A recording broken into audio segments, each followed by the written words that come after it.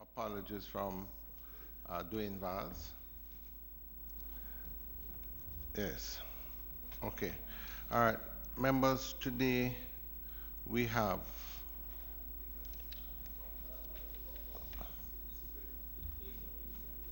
yes. All right. Good, good. Minister Williams. Oh, same. And Mrs. Holmes. Williams and Holmes. Thank you, members. All right, members. Today we have coming back the Ministry of Science and Technology, OPM,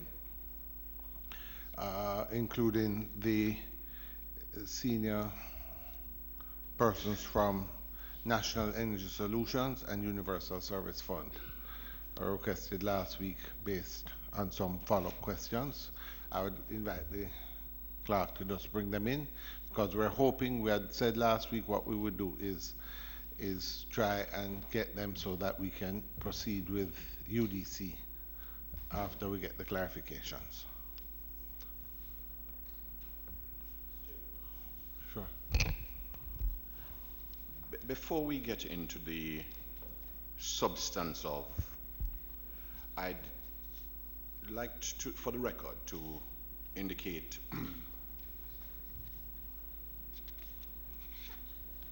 that I am not of the view that this committee ought to be proceeding in the way it is. And I say this against the background of what is set out in Standing Order 77-7.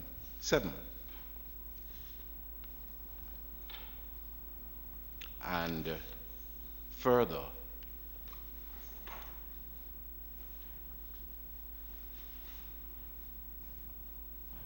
(77A).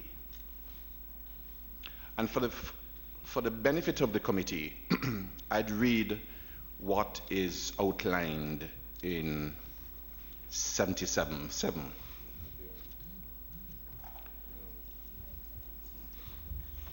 The deliberations of a select committee shall be confined to the matter referred to it by the House, and any extension or limitation thereof made by the House, and in the case of a select committee on a bill, to the bill committed to it and relevant amendments. And when we go to... And those are not standing. Could you repeat that? I just sent for my... I didn't understand what you... 77-7 Yes. The deliberations of a select committee, of which the PAAC is one,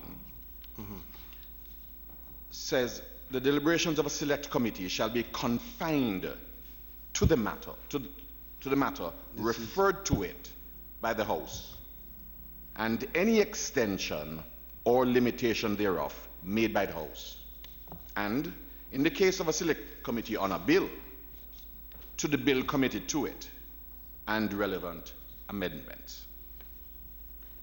And what my understanding, or what the standing order says in relation to a matter which is referred, is contained at Standing Order 77A. Yeah, just as a matter, I mean, I'm not a lawyer, and if there are some concerns, I think what we could do is refer them to the legal counsel. But just as a lawyer, if you could just refer back to number 68, isn't there a difference between the sessional select committees, of which we are one, and the special, and the referral of matters to select committees? The select committees are ones that are referred for specific matters from the House. You have a special select committee. Right, which is where you're reading from. You're reading from 77, referral of matters to select committees, which is a matter may be referred to a select committee if on question being put, at least 16 members of the House so decide. So it's for specific items and therefore must be confined to those items. Our committee falls under section 68, sessional select committees.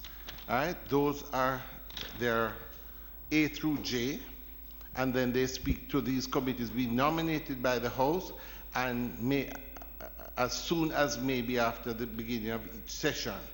And the sessional, and then it speaks to the sessional committees, and then it speaks to our specific responsibilities. Well, here we have on the. So I'm just saying there are two different issues. I don't share your view, but be that as it may, and I think that the time has come where we have to, because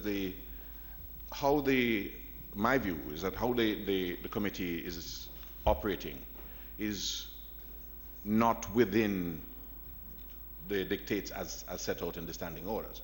Because we come here, I've never had the benefit of seeing a statement from any one of the officers who's called. The officers are not sworn. The testimony is not taken in accordance with the rules. We make publications of statements and express opinions long before the end of these proceedings. And so I believe it reflects very badly on how we're conducting our business. I'm going to have, I think Member Paulwell wants to say something on it. Just to say to you, apart from that, we have had some discussions and we are in the process of determining. We had indicated we wanted a retreat. I've spoken to the clerk about it. We are hoping to do it sometime within the next month.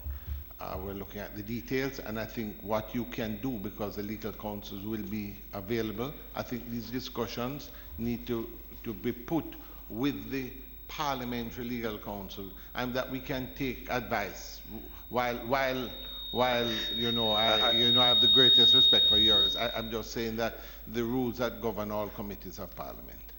So we will be having those discussions because concerns on different issues are being raised. No, no, that's our point of order. Yes, okay. Just to indicate that the member did say he was only making the point to put it on the records. So I don't think we need to detain ourselves with the deliberation. Well, I just wanted to note, and Chairman, you mentioned that you are not a lawyer, but I think your response to learned counsel was more than adequate. And to point out that the section that is referred to by him at the first subclause, it says, except as otherwise provided in standing orders number 68.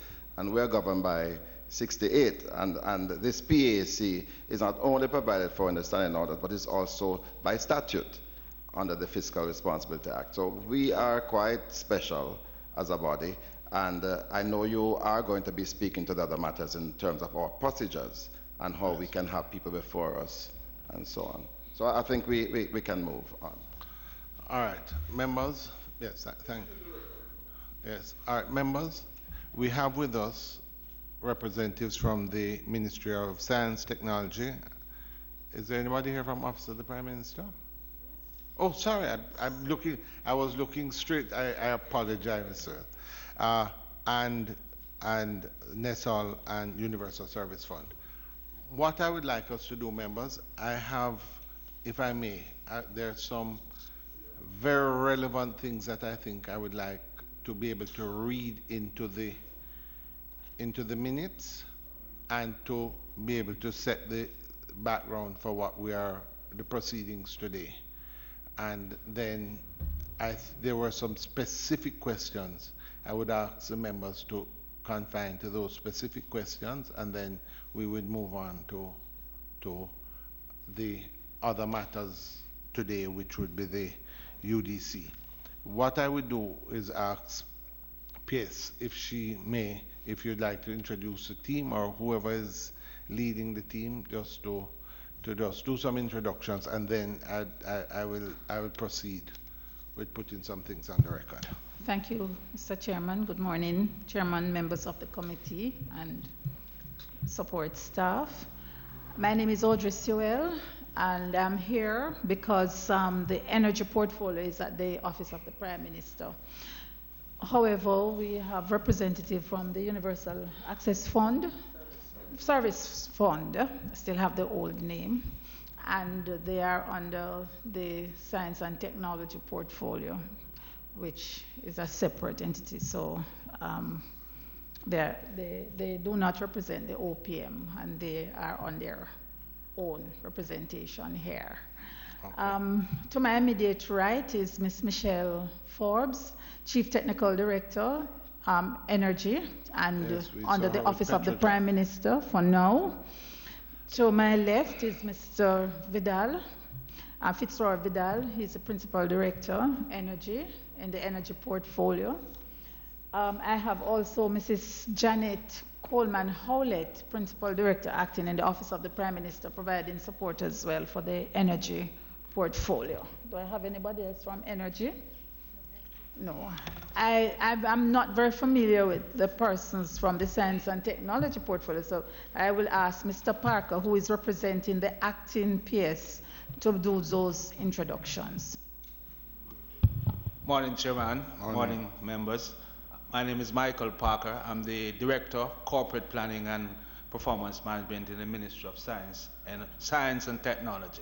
I am representing PS Joaquin Murray, who sent her apology. I think she had sent her apology informally to the committee. Yes. So, and she's absent because of previous engagement that she couldn't avoid. So, just the USF is here. Miss Badro, Mrs. Violet Badro, sorry, is here from the USF, and I think that's the only person representing USF at this time. Thank you. Okay. All right. So, are we from NESO? I'm not still getting to know persons, so. Yes. Yes, please, microphone.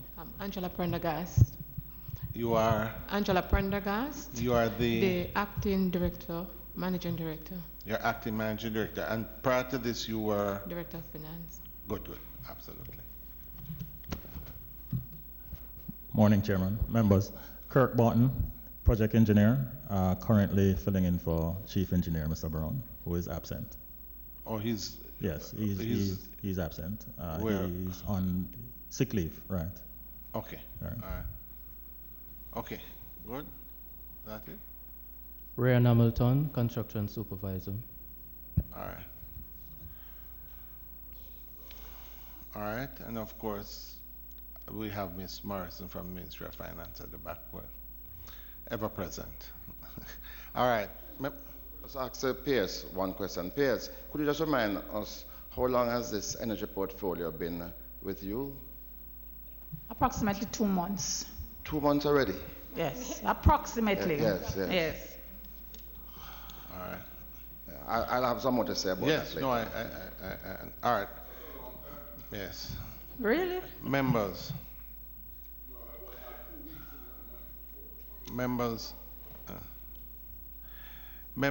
at the last sitting of the committee, Public Administration and Appropriations, there was a discussion about us inviting members, inviting public servants and others to our committee for discussions. And I determined at that stage that we would want to get the advice of the Legislative Council to ensure that whatever we did, we were doing it on firm legal footing. I would like, I think because this has far-reaching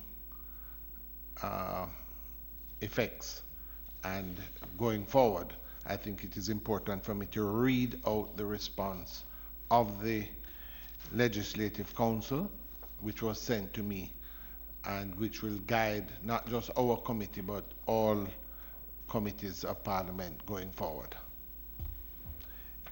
The question we had asked specifically was whether the committee could invite a former civil servant to appear in its considerations of a public entity. The considerations. Number one, all committees have been granted the power to require persons to attend before them, except the House Committee and the Standing Orders Committee. This power is stated in Standing Order 77.3 of the House of Representatives as follows. Unless the House otherwise directs, the Standing Orders Committee and the House Committee shall not, but every other select committee shall have the power to send for persons, paper, and records. Number two, this power is also encapsulated as it relates to standing committees in Section 5.1 of the Senate and House of Representatives Powers and Privileges Act, which states, either House or Standing Committee may, subject to the provisions of Section 9 and Section 12, order any person to attend before such House or before such committee and to give evidence or to produce any paper, book, record, or document in the possession or under the control of such person. Number three, the PAAC therefore has the power to summon anyone to appear before it in carrying out its mandate. It is of no consequence that the individual has left or even retired from the civil service. The only consideration is whether the individual's presence is necessary to the work of the PAAC. Number four, Erskine May states at page 758 of the 23rd edition of his treatise on the law, privilege, proceedings, and parliamentary practice and the usage of parliament that, and I quote, when a select committee has the power to send for persons, that power is unqualified, except to the extent that it conflicts with the privileges of the Crown and of the members of the House of Lords or the rights of members of the House of Commons. This is the response from the Legislative Council. There are some others which go 5 through 8. This has been circulated to all members and we will release it. Those 5 through 8 speak to the procedures. I can read them in, but it goes to the processes. We get to that point. In your earlier response to me, you spoke to the PAAC being a sessional committee. Does the opinion speak to the sessional committee? What we will do, yeah, but remember, I agree, the questions are pertinent. I would be the last person to respond. I think any concerns we have, though, we can ask the Legislative Council for further guidance. No, but Chairman, really, the request for this opinion came out of last week's sitting when I raised the issue about procedures. And it was in that regard that the opinion was sought, and it is speaks specifically to the PAAC in the response. It's an opinion expressed saying that the PAAC, but I'm going back to my earlier question as to whether, and my friend's intervention, wherein he said that the PAAC is not a select committee, but a sessional committee. And if we are going to get down to the specifics, let us determine that the PAAC is in fact a session, and all laws which relate to it must speak specifically, if that is where we're going. But if it comes under the general rubric select committees, and we must then apply 77. No, please, hold on, wait. I think again, do you have a copy of this in front of you? It was emailed out. I read it, and let me just say why. No, please. Adverse comments on it. No, but please, remember. Safe to say that since 1978, when the House of Commons changed its rules, we ought not to be making any reference And that our rules clearly say Yes. that. Member, let me reiterate. Please, let me reiterate. They have given their comments, which have ended the 3 points. The fourth point was an addition from Erskine May, which is what you're querying. But I just go back to the legal opinion from the Legislative Council, and I repeat number 3. The PAAC therefore has the power to summon anyone to appear before it in carrying out its mandate. It is of no consequence that the person has left or even retired from the civil service. The only consideration is whether the individual's presence is necessary to the work of the PAAC. I think, Chairman, on those grounds, yes, I think, Chairman, we need to proceed. Yes. I Until just want to point out that in this regard, it is not the standing orders that rule. It is the statute, Senate and House of Representatives Powers and Privileges Act. That is what governs this aspect of the work of the committee. We All are right, yeah. mired in We're having a lot of uncertainties, and I think that the time has come now But for we us will, to as I clean said, this we up. will be having our. All right, members. Based on that, we have before us NESA and Universal Service Fund. And members, I would like to. I went through our minutes, and I've been very clear.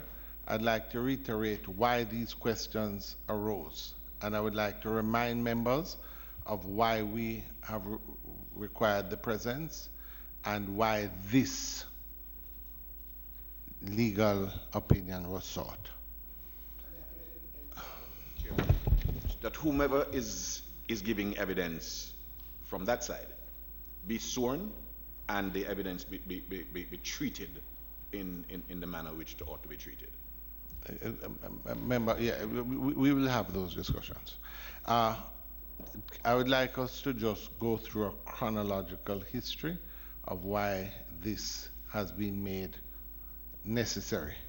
So I'd like to just point out these are mostly from the minutes, and I'd like to just reiterate. The issue arose and the questions arise from the fact that Mrs. Warren had been made general manager of NESAL. She was the general manager of NESAL. It was pointed out in the minutes of our meeting that she also sat on the board of the Universal Service Fund, and that we were told she chaired the projects committee. This projects committee and the board of the Universal Service Fund transferred the CAP program, the Community Access Points program, from the Universal Service Fund to NESAL and to be managed by NESAL. At that point, the chief engineer, Mr. Brown, had gone on leave or was sent on leave for an extended period of time. And during this period of time, Mr. Pommels had been elevated to his position, and there were some concerns about that. And having been elevated, was given signing privileges at NESAL. So both himself and Mrs. Warren both had the signing privileges at NESAL. Mr. Pommels was also given direct supervision of the CAP program.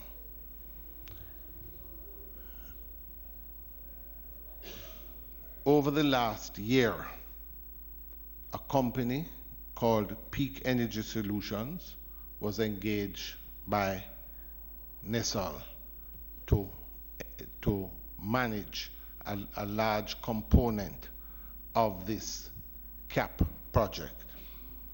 To date, and when we look at our records, what was told to us, over $12 million in the last year was, while doing a larger project, they earned $12 million roughly over the last years from this CAP project. This company, we were told, was formed in June, I think if the date was correct, June 15th, 2017, but from the records.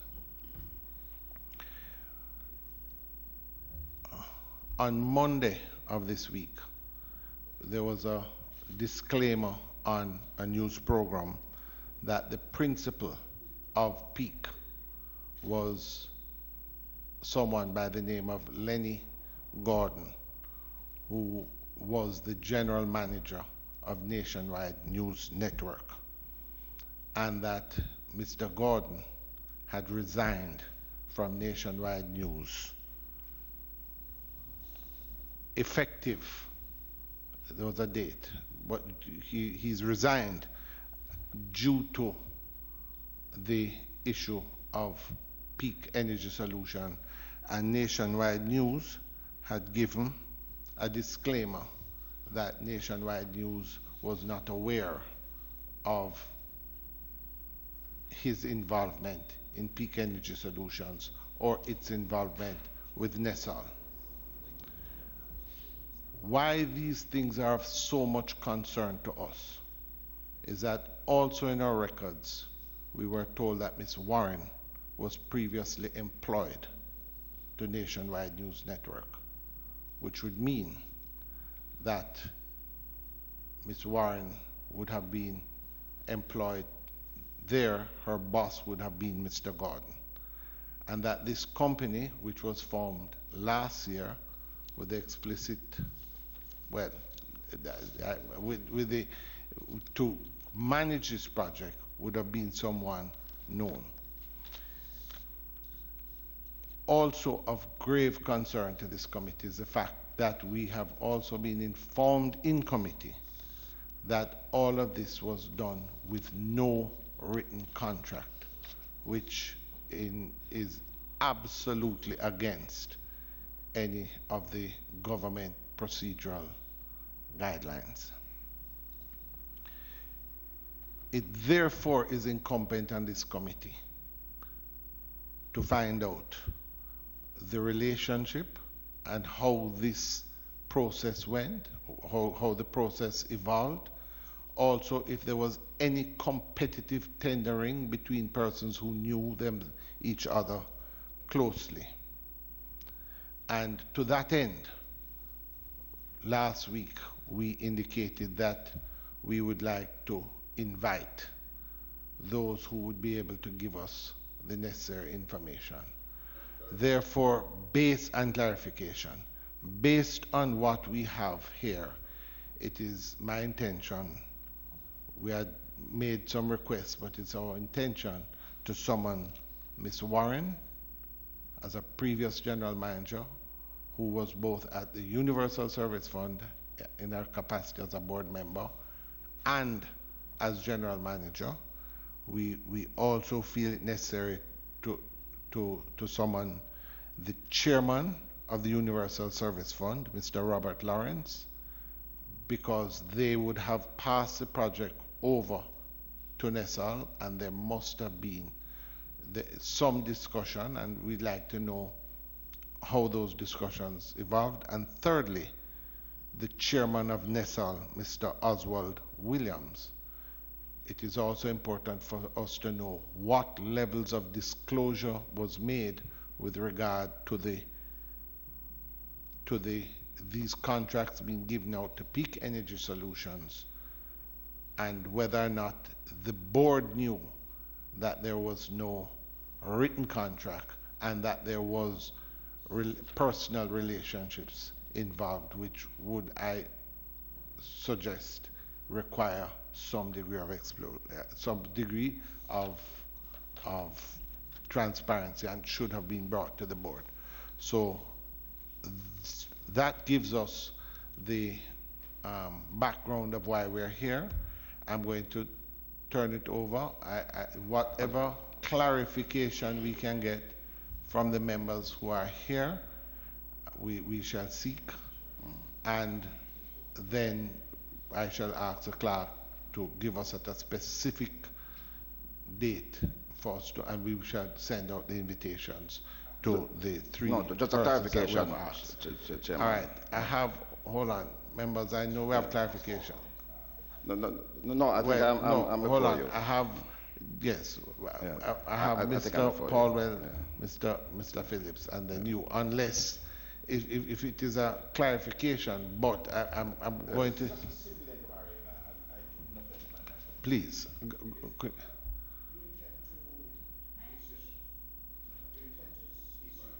Subpoenas for these persons to attend. It's precisely on the point I was trying to. Yes, I just like to understand what coercive powers this committee has in the unlikely event that these persons fail to attend. And Chairman, before... And all of that, as I said, those things we will, those are questions that we could ask the Legislative Council to elaborate on. I understand. The clarification I'm seeking, Chairman, is that you did invite Mrs. Warren, did we not? And the Chairman. And what was the response to that?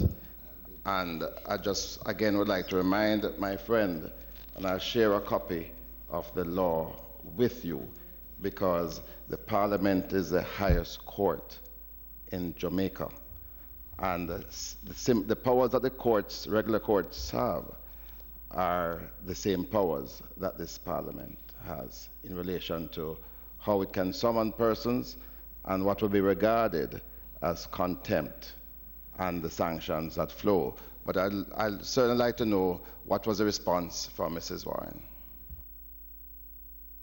We did not get a response from Mrs. Warren. Oh, sorry, my mistake. No, all right. Let me Oh, sorry. It was on the back. My mistake. This was sent out, members. Okay. Let me just, they're very short.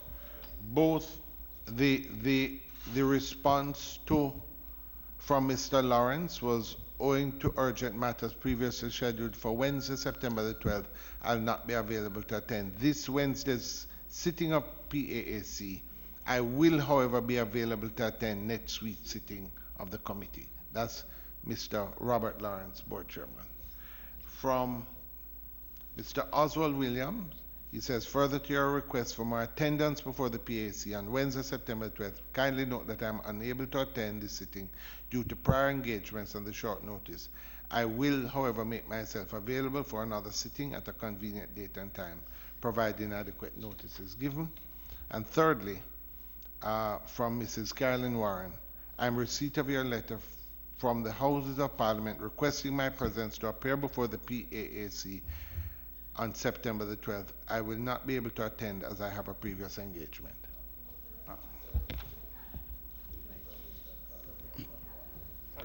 And from, from Ms. Buchanan, unfortunately I'm unable to attend due to prior engagements. Please tender my apologies. Yes. So we have gotten responses from 3 and from 4, yes. And it is the sentiments are that the notice was short, and therefore I seek the guidance of the committee for us to set an appropriate date in which we will properly air this matter. Can I just suggest, in relation to the persons who are no longer in the employed or chairmanship or otherwise of boards, I would suggest that we do the formal process and have them properly summoned to appear before Parliament, and when they get here, to apply the requisite oath. I think out of courtesy to our civil servants and public officers, we don't normally do this because we do take them on their word, and we assume that as public officers they will abide by the promise of truth that we expect from them. But in relation to those who are not employed, I think we should formally summon them and let them proceed under oath. Mr. Chair, I kind of have a little different disposition from my colleague.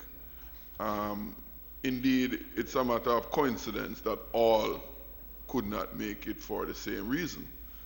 And it was not a long time. From the dates of the letter, I think it is 7th of September. It is a relatively short notice period. my inclination, Chairman, is that we do two things. We schedule the meeting with at least a week's notice, and in that letter, we remind them of the subpoena. We don't want to use the power of subpoena, which we have. Really keep it as a last resort if the person becomes, antagonistic to respond.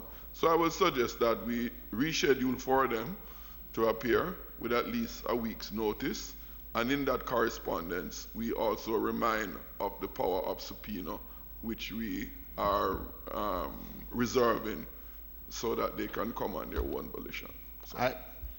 My own opinion on this is that the responses have indicated their willingness and disposition to come, and therefore I think the first move on our part is to give adequate time and set a period. So it's my intention to ask the secretary to the committee, clerk to the committee, to write them, and I think that should we give 2 weeks notice?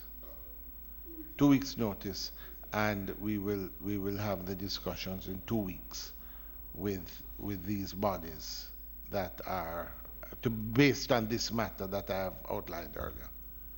Okay? Yeah. All right. Mr. Chair, just before you close that subject,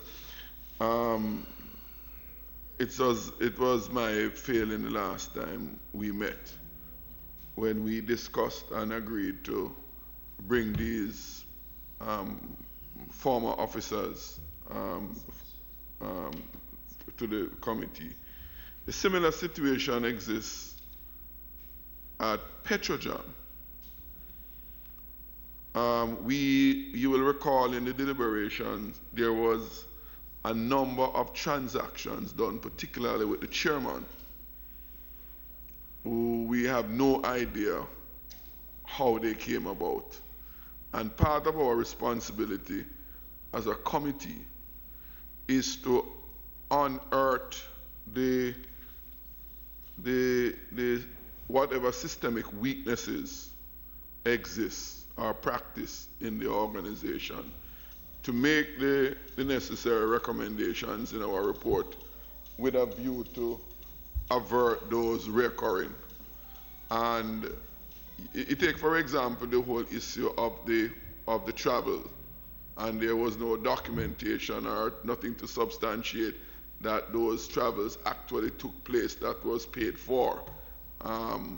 That is, though the director in the ministry, who is absent today, had reported to the committee that, in her knowledge, it was in breach of their procurement guidelines and procedures in the government service. But nonetheless, it occurred.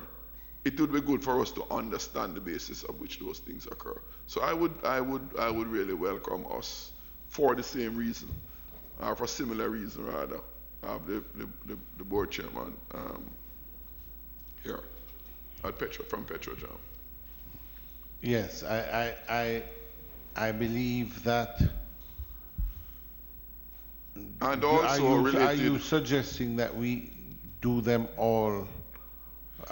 I think we're going to have to stagger. We have to schedule that after. It's not going to be able. But members, I just say to you that there are some very serious systemic problems that we have to look at. When we had indicated we were going to do our report, but with due respect, if you look at what has happened here, we have uncovered a lot of issues that are unsettling at best in Petrojam, Universal Service Fund, NESOL, and what they have in common is the fact that the leadership of these organizations, whether Petrojam General Manager, the NESOL General Manager, the Universal Service Fund Manager, the eGov Manager, during a period of 2016 and 17, all were separated for differing reasons. Many of these persons have outstanding legal matters, but it is the new leadership and management under which all these issues have arisen. And it means that there is a systemic problem. We're going to have to look at the entire civil service and how that is going to be treated. We're going to have to speak to the Cabinet Secretary, the Public Services Commission, the Ministry of Finance, which has an important role to play in this, because there are real internal issues that must be dealt with, systematic issues in governance. And so I think as a committee, we're going to have that discussion in a real way and understand that this is not something that deals with, we need to take it at a national level, because it must govern under whichever government is in power, what would be good for the country. So I'm just saying, we have uncovered something which has, in my mind, is you know, may well extend much further from where we have started. And we're going to have to look at it and as a committee go into it. Just to add, and I close, Mr. Chairman, why that is of paramount importance. As you indicated, it relates to the leadership of those entities: Petrojam, NESAL, eGov, Universal Service Fund. The message it sends is that the professionals in the public service are at risk. And what it does is undermine or stand the potential to undermine the level of competence by virtue of training and experience that comes to bear on the agencies in the public service. We have seen, for example, in some cases where the competencies, the qualification required, these qualification requirements is as a result of years of practices in these entities where it is demonstrated that you need those competencies, need those levels of experience to guide the organizations. And when you threaten the public service by devaluing the quality of leadership available to them, the country's administration, public administration, is endangered. It's against that background that is imperative that we speak to the permanent secretary to ensure that this is not a germ that infects the entire public service and undermine the competence of governance in the country. And Mr. Jackson, just to follow up, and just Mr. Chair, with your permission, a sort of a remark I want to respond to. In the case you mentioned of, it was all the entities in that ministry virtually who is under the direction of the permanent secretary. No, the permanent... Hold on, I disagree. So they were under the...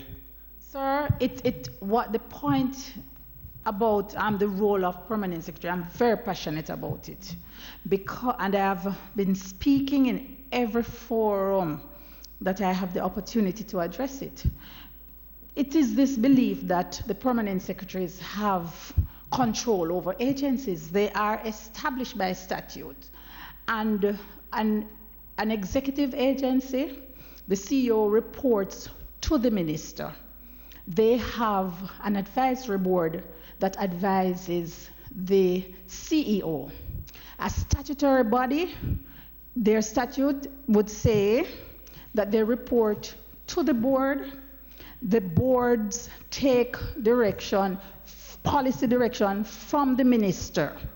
A permanent secretary has no locus standi in the operations of an agency. As a permanent secretary, I cannot hold myself accountable for what is happening in an agency. I don't have the resource. I don't have the resources, sir, to have people looking over the shoulders of a CEO.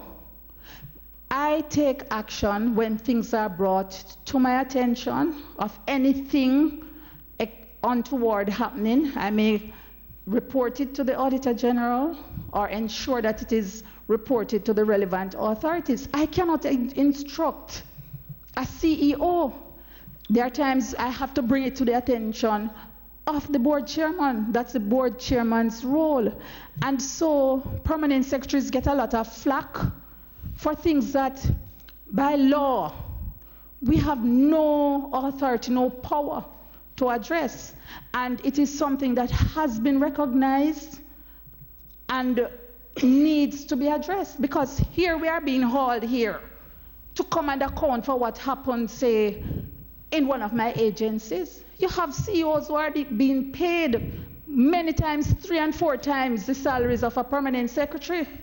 And I have said, I have come here several times, not because of what has happened in my ministry, over which I have authority and responsibility, but because of mess that has been created in agencies that we as permanent secretaries are now expected to walk behind them and clean up, and it's not fair to permanent secretaries. So permanent secretary, I'm agreeing with you, and the point I'm trying to make here, I think, and that member Jackson is making, is that we obviously have a problem. We obviously have a problem, and something is wrong with the governance structure. And the point that has to be made here, you speak specifically to it being the agency reporting directly to the minister through an advisory board. Am I correct? No, it's not even through an advisory board, because for an executive agency, the CEO reports directly to the minister. They have an advisory board, and the advisory board, and if you look at their administrative arrangement, the advisory board is supposed to be appointed on the recommendation of the CEO and advises the CEO. All right, but the point they have I'm no making power, here, no anything. the point I'm making here is twofold. If it is that these CEOs report directly to the minister, you get back. The Prime Minister indicated, I think it was in his inaugural speech in Parliament, that he would be holding his ministers accountable and giving them job descriptions. And quite frankly, if ever there was a time for that, maybe this is the time, because what you have happening is if they're reporting straight to the minister, then you, the permanent secretary, as the accountable officer, you're saying you have no accounting capabilities, so therefore they're running without any checks and balances. And that get back to what I said at the beginning. There must be some systemic changes in the governance structures to ensure that this sort of thing does not happen. Sure, I plead your indulgence. I feel compelled. Only if member Paul. You're sure? Yes, he is. He asked me to convey to you. No, Mr. Chair, I fully agree with the permanent secretary, because that has been raised here before. I mentioned about the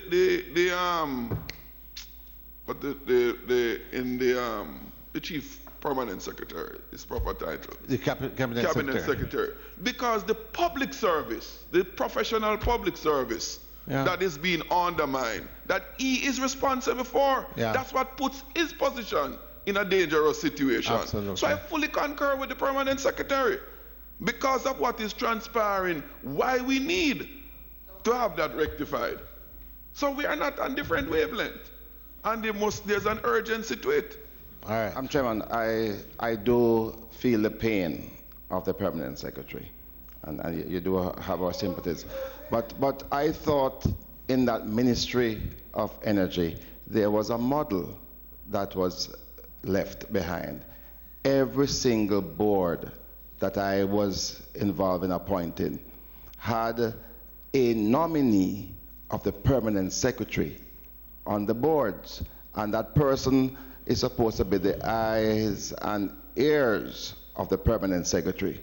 You know, I hear about people traveling, board members, directors traveling. At my time, you couldn't do that without the permanent secretary signing off on a specific request in writing for travel, stating the objectives. I don't know why we have moved away from that. And Chairman, later on I have to come back to the issue of the Ministry of Energy. For 2 months now, it is languishing, and this is not a criticism to you, Madam Permanent Secretary, but it is at the office of the Prime Minister. You have the other part of the ministry, technology, I'm not too sure what is happening with both in terms of how you function now. I think it is time, Mr. Chairman, for the committee to send a letter to the Prime Minister about the urgency of resolving this very important enterprise in the government. It can't be that it is languishing for 2 months, there is no minister in charge. And people, there are some urgent matters that are needed to be dealt with, and I don't believe that they're getting that attention. Energy. Mr. Chairman, It was gazetted, I'm sorry, that the Prime Minister is the Minister of Energy until further notice. Yes, and we were told the Prime Minister is taking 2 weeks to review, and then 2 more weeks to review. You can't run a government like this. You can't run a country like this. I think, though, that I think the Prime Minister has given some timeline as it relates to no. 2 weeks for an appointment of a minister, and within that 2 weeks, he came back and said that he is the minister. So that 2 weeks was for the appointment so he appointed himself. of a minister. Yes. That's what the Prime Minister All said. right. And he needs more time now to analyze. to reappoint. Yes. All right. Okay, I have member Paul. Well, you're. Yeah, well, yes, but well, I still want to say to you after you're finished with these preliminaries, I am happy that Nestle is here because I do have some clarification. You're going to lead off. I'm wondering now, members, is it to do with the? Yeah, go ahead, members. Thank you, Chair. Just a short question to the PS, and I feel her pain, somebody who I know and respect tremendously over the years. But I'm saying that as it relates to the agencies, that reports are made periodically to the cabinet, to the PS, and nobody saw this coming, PS? Well, I am speaking generally. And the truth is, even if the ministries have representatives on the board, do you really believe that some of the things that they are doing that are not in line with policy, that they are going to report that to the board even? They're not going to. And this is why we have to have audits, because many times it's the audits, the Auditor General's audits that pick up some of those things, or you may have somebody who squeals. But I go to board meetings and you hear all the flowery things because they are focusing on their objectives. They're not going to tell you that they breach such and such a policy. They're not. Plane tickets. Yes. And this is why I firmly believe that agents, well, let me... All right, members, seniors, just a clarification that. Yes, yes. We feel the passion. A question though. Where something has obviously gone wrong and come to this committee. Right now, who is in charge of the ministry with responsibility for Petrojam now? For example, so it's the Prime Minister. Office of the Prime Minister. The Prime Minister is the You're minister. the PS in that ministry, but there are others, there are layers. Yes. Okay, so there'd be... So you have the CTD responsible for energy. All right, so just a question, and for us here at this committee, where we have someone who in our transaction we find was hired without the requisite qualifications, who earns a salary which was questionable, that we have had those discussions. The ministry has now moved, the minister has resigned, the general manager has, last we heard he had gone on family. Okay, yes, he's been separated. The board, I understand, was also dissolved, and the chairman also. So my question is, what would happen in a case like that? As a permanent secretary, how do you deal with an issue like that? Okay, I can share with what I have done so far. I've had discussions with the board chairman because he's aware. That would be the new board chairman, Mr. Ho. Yeah. And have outlined the concerns. He's aware of them. I've also had discussions with the general manager for them to look at the matter to see how best it may be addressed and corrected. So we at the OPM, at the ministry, we are waiting for the leadership at Petrodram, the current leadership, and the board to report to us on what actions are being taken to address the matter. But as a permanent secretary, if you had more direct responsibility for the agencies, how would you treat with someone who has been hired without the requisite You see, sir, qualifications? it's kind of complex because on the side you seek legal advice. She has a valid contract. And so it may not be a straight line in terms of what action I would take. I would be constrained by what the legal opinions, and I think that's what they are looking at now. So you are seeking to the board and the management. Correct the situation. Yes. All right. In a lawful manner. Absolutely. Member Paul.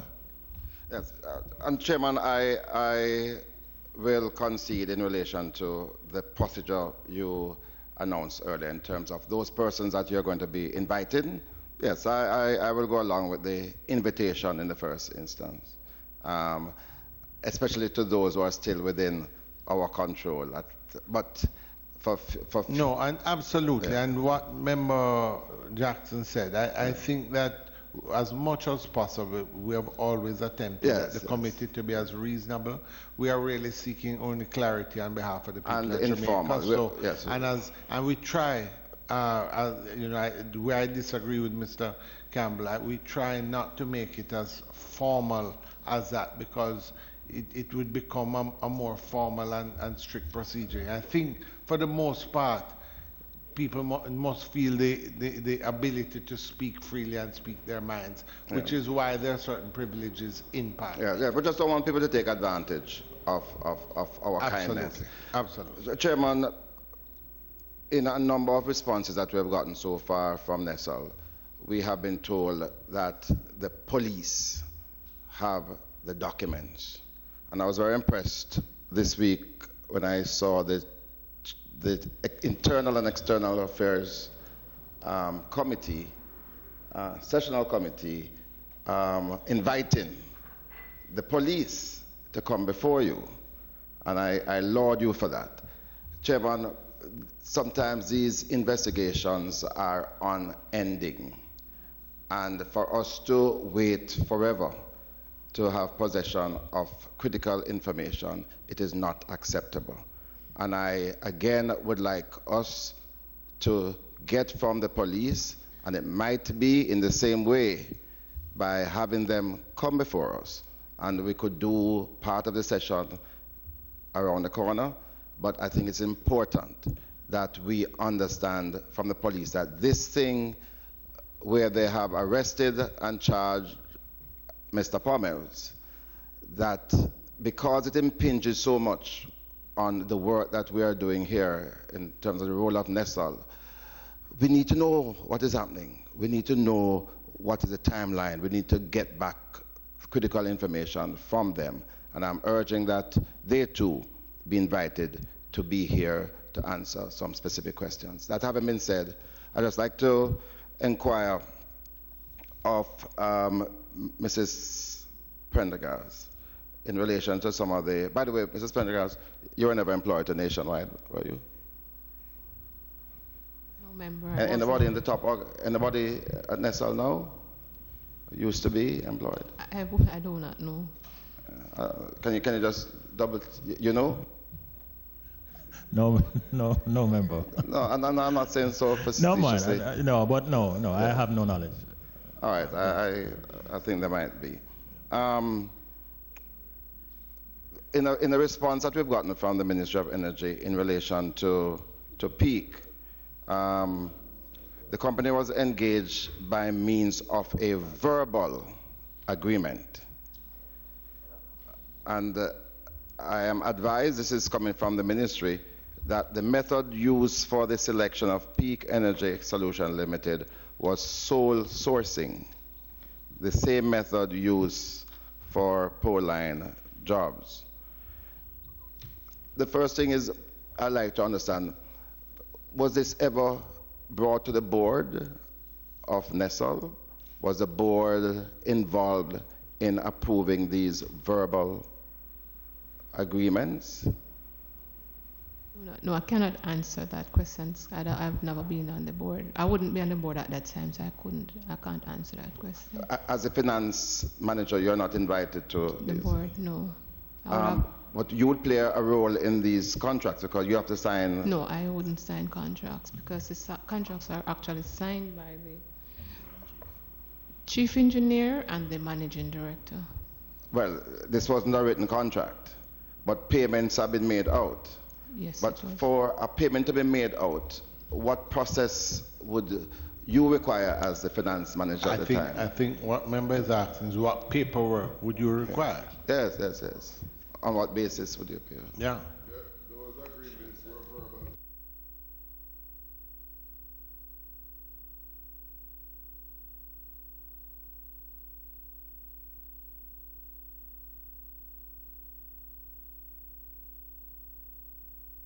Relates to the pole lines we're talking, are the peak. Well, To the eventually we're going to For come the to pole everything. lines. But in relation to Peak, Okay. yes, could you just explain how would Peak get a check from NESL? Could you just start by saying, do you know how much was the total contract paid out to Peak? Just the total monies involved in the projects?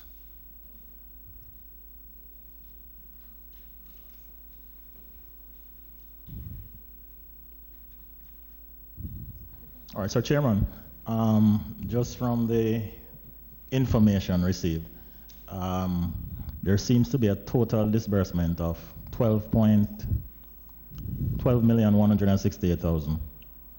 Is that the money that they would have earned, or is that? I want to know the projects. Oh, the project cost. I want to know the project cost. entire project cost that they managed.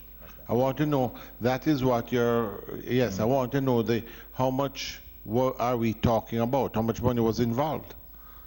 Total. Total, all right.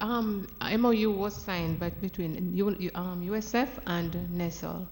The total project cost was 118 million, of Yes. which NESL receives 87 million. How much was Peak in charge of?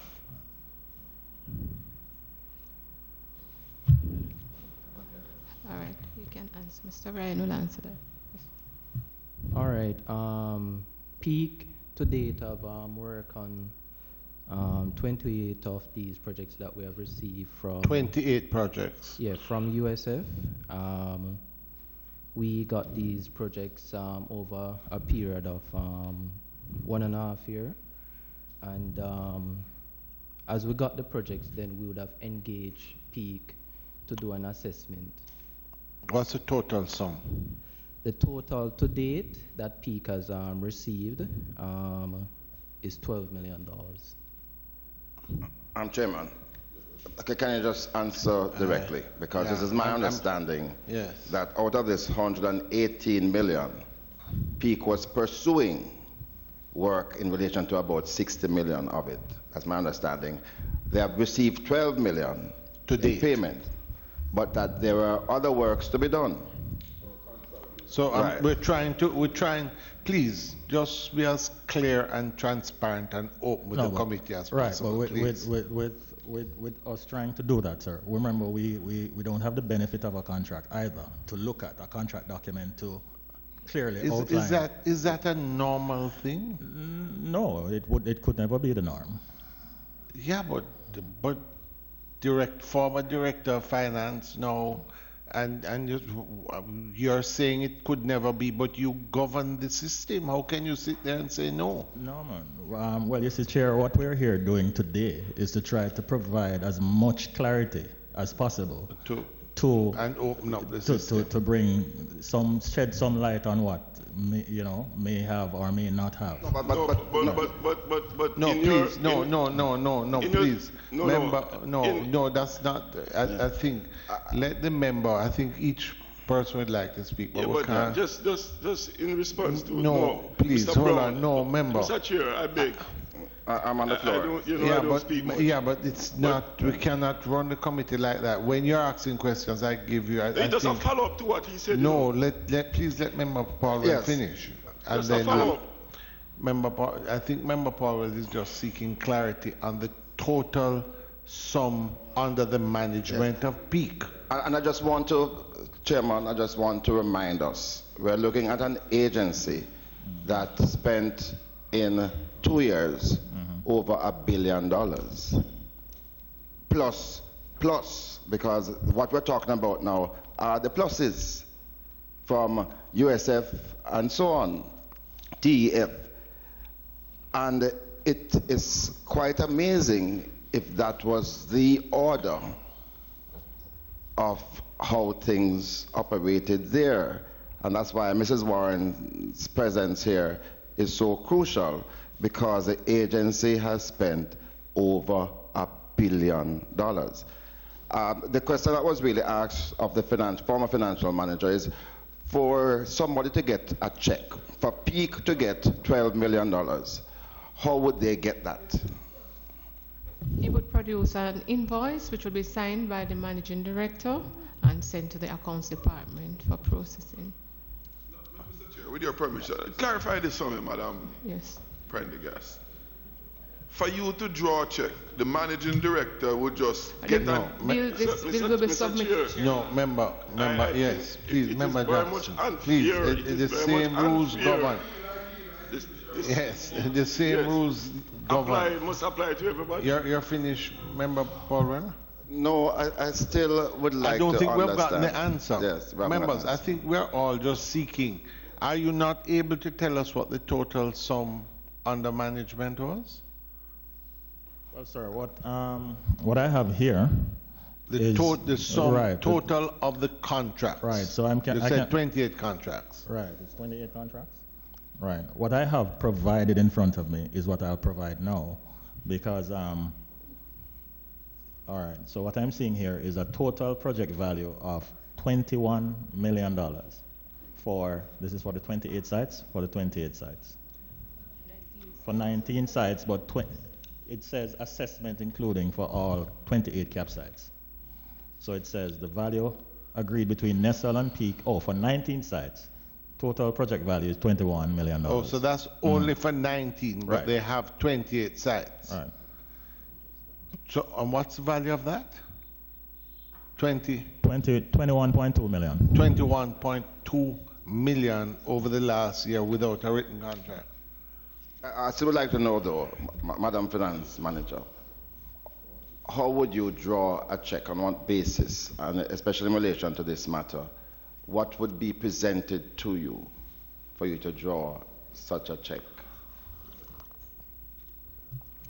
In the case of Peak, an invoice was presented to the accounts department. This would have been approved by the managing director. And so you would approve, you would authorize the payment? And payments would have proceeded to make payments to the personnel. All right, without an inquiry as to the contract, because wouldn't you want to make payment based on the commitments, and how would you determine what the commitments were? This is where the supervisor would have maybe gone in and to see that the work was actually done before the payments were made. Yeah, but what works? If the installation was done at the cap site, because each time he does a cap site, he would produce the invoice for payment. And the use of the sole sourcing methodology for the cap sites, it's quite strange, because I would certainly assume that other people would be able to perform this role and function. Why would there be a sole sourcing methodology here and not the thing be subject to competitive bidding? Well, as I've said before, I'm not aware. I don't know why it wasn't done. This would have to be done, asked of the MD. And do you have any evidence of the board's approval for any of these? Well, you say you wouldn't know. I don't have but and there's no evidence of it. This we could have submit at a later date. We'd have to check when we get back at the office and submit. Chairman, I'd like to ask USF, because USF is an integral part of the arrangement, some questions as well. Absolutely. Just one follow-up. For you as Director of Finance, that was your substantive role before, to draw a check, just basic government guidelines, wouldn't you get the sort of TRN and the documents of the companies, and would you have gotten all the information on Peak Energy Solutions? Yes, would have had, but most you of would know, these payments, you would know whether or not they had their NCC, just basic information. You would have had all of that? Yes, would have had this, but for Peak though, its payments was below 2 million. It was mostly 300. It ranges between, say, 3 to a million per payment. But then that, you know, why this is even more troubling, and I'm happy that the Permanent Secretary is here, is it seems that if you have given 19 contracts, what you have done is given 19 contracts all underneath the reportable limit. That cannot be a legal procedure. I wasn't the one who actually given the contracts. What? I wasn't the one who actually gave the contract, so I would just made payment. And Chairman. Oh, you only make payment? I made payment, but not give the contract, because you said I would have given 19 Permanent contracts. Secretary, again, isn't there a law against breaking up contracts, giving 19 contracts all underneath the yes, limit? under the procurement guidelines, fragmentation of contract. There is a clause. How would that be dealt with? In terms of? Well, there are rules that one contract, you should go to tender for the contract and not to break it up. You know, unless, for example, like you have a security contract and you might want to package them, but you go to tender as packages, but not to break up one contract into various. So in your estimation, having 19 contracts underneath the reportable limit, as we're hearing here, is questionable at the best of times. Well, Sir Chair, I'm listening and I'm assessing as you information go along, unfolds. Yes. To take the necessary action. Yes. Sir Chair, just to kind of shape this thing a bit better, what I'm understanding is that not all these 19 were awarded at one time. I also understand that not all 19 were assessed at one time. I understand that the assessment took place over a period of time. So as to speak to breaking down, I don't think it was one complete contract or one project that, with 19, and then you decided to break it in bits and pieces. Yeah, but with due respect, just as a question, this is the CAP project. Right. It is a project. The problem you have is that you have a company which was set up, my understanding, last year, which engages on a sole search, no competitive tender. And what happens is that you then proceed to give out 19 separate contracts, all underneath the limit that would cause you to trigger you to do by law or other laws some things. I'm saying to you, the spirit of this is wrong. No, man, I'm not. If not illegal. No, listen, sir, I'm not trying to buffer anything, you know. What I'm saying to you directly is the information so that we can have it right here on the table. And what I understand is that the assessment and the installation was done over a period of time. So as the assessments came in, the reports would have been forwarded to USF, and then they now would have basically directed us as to what to proceed on. And based on that information, when it comes back, that's how we proceed. There's also, from the assessment stage, a project document that is developed, right, that would outline the requisite materials that would be involved and all of those stuff. Some of these sites require electrical upgrades and all of these things. So there are some final workings in that document, but it is still not a contract as we all have. You have been at Nessal for some time. Yes, I have. How was this project managed? No, well, sir, I can't speak to it because I wasn't there. I was on leave. You went with Mr. Brown? I went prior to Mr. Brown. You accompanied. So hold on. You were on leave for how long? I am on leave for. I was on leave for 10 months. I beg your pardon? Yes. You know. So who was in charge at that time, to the best of your knowledge? Well, the supervisor. One of the supervisors is here. Well, could we ask him who was in charge of the project? Just basically, who sort of guided all of this? Well, my role in the projects were just to ensure that they were completed. Who was the person who would be driving the project? I guess that would have been whoever was chief engineer at that time. Who? I guess that would have been the chief engineer at that time. And that was whom? Well, at that time, Mr. Pummels was acting as chief engineer. So Mr. Pummels dealt with all elements of this other than you signing off on them? Yes. No, I didn't hear the nod. Yes.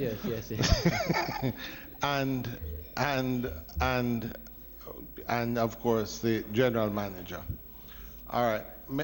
No, in relation to, I just want to be clear, Chairman, because we are told that $87 million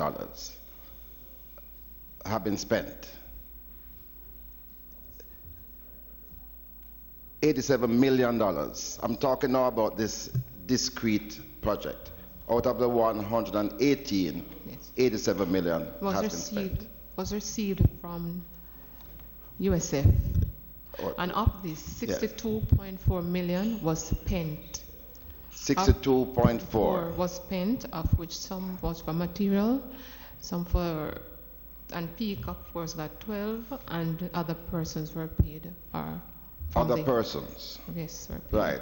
Right. We don't have evidence of that. Can I just ask a question? Do you make cash payment out? Never. You don't make cash payment? No, I don't make cash payment. You always pay? By check. By check. Yes. Remember. And sir, just remind me, you were present at all material times during the implementation of this aspect of the project? No, I came when this project started. So the project started last year, September, and that's when I came. Hold on. The project started when? The installation of the system started last year, September. That's when I came. So the project is just a year old now? No, it's about, what, 2 years? 2 years or 1.5 years? No, in terms of Peak's involvement. Oh, well, Peak was involved in the assessment because these projects are done in phase. The assessment is usually the first phase, then the second phase is the installation, and then the third phase is the commissioning of the system. So, Chairman, of the $62.4 million, we need to know who received what. We know Peak has received a certain amount, but we need to know who are the others and on what basis. Whether, again, verbal agreement, which I suspect, and also sole sourcing, which I also suspect. And remember, Chairman, this is in relation to just this small project. We're talking about $1 billion. In total. Yes, member, I just want please, I think we're having a challenge. I don't want us to be unreasonable. I think the UDC and maybe some other agencies are here. I get the impression that I don't want to keep them twice in a row. We had staggered them, but if I get the impression we're not going to be able to take them today, I'm minded to release them now without further ado, but I would like committee. PS, the committee is saying that based on where we're going and the time that we would release. I hate to do it. So we can. I know they were looking forward to coming today, but if we could, but what I would do is allow the other agencies, let them know. I mean, they're welcome to attend, but we will not be taking them today. So no, that's what members are saying. By the time we start, it will be too late for us to move forward. All right. So yes, the three. So we will release. I will say to the members, what we'll do is say to the agencies, we'll communicate with through the clerk. Hopefully we can do it next week without anything else. All right. So apologies, and we'll release the other agencies. All right. So Member Paulwell, sorry about that. I also wanted to inquire, and probably the peers can assist me, in terms of the directorship that Mrs. Warren had on other boards. Would you be able to indicate? She resigned. But what other boards were they before? What were they before? My recollection, Universal Service Fund. She resigned from that one. I really, well, NISOL she resigned from, and I'm not sure, but. No, wasn't she on other boards in the ministry?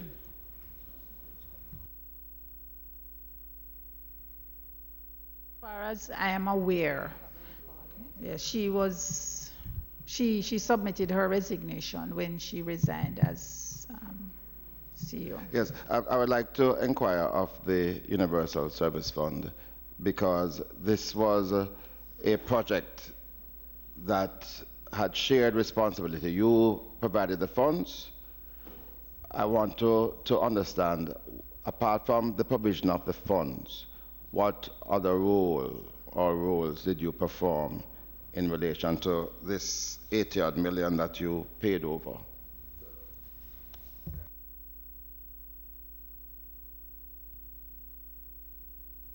Could you just turn the mic straight, right, let's try it now. Is that mic working? Can you hear?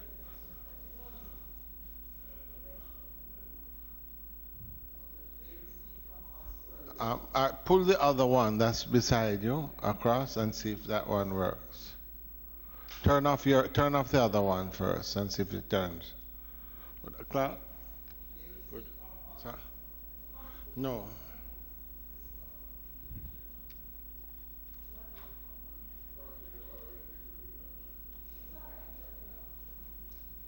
Fitz, that's your chair. Can you hear me now? There you go. You know Fitz's would work. Sir, they received 28 projects from us at a budgeted cost of $118 million. We actually paid out $87.4 million. 87 million. Right. 87.4. $87.4 million. They had completed 18 projects. We had no further relationship with NESL. All we do is to pay out the monies for the work done. There was no further involvement in their operations. Yes, but for you to pay out the money, you must be satisfied. Right. That work was done. Correct. And that there must have been some basis on which the work was to have been done. Okay, we would have paid out a portion when the initial work started, a deposit. So we would have gotten a listing of those works that were to be done. When the work was completed, then we paid out the balance. At that point, an invoice was submitted to us. And based on that, and we would send out our project officer to inspect the work that is being done, or that was done. What was the role of your board in all of this? I am not quite sure, but I believe the board must have been involved. They must have been, the CEO must have been given the directive to go ahead and do whatever was to be done, to do the payments, etc.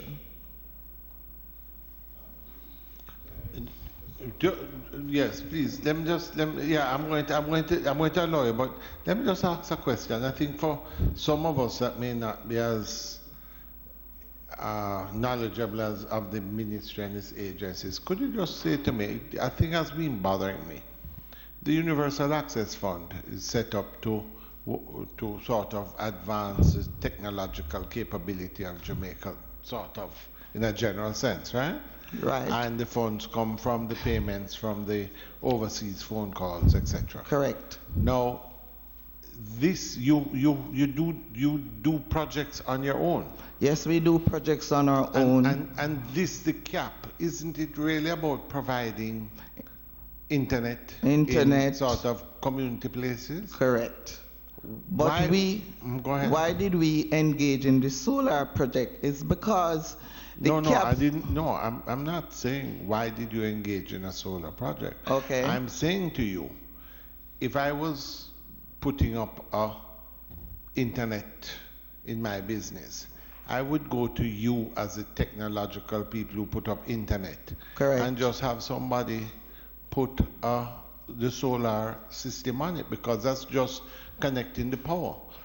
The question is, why would you have turned the whole project over to NESA?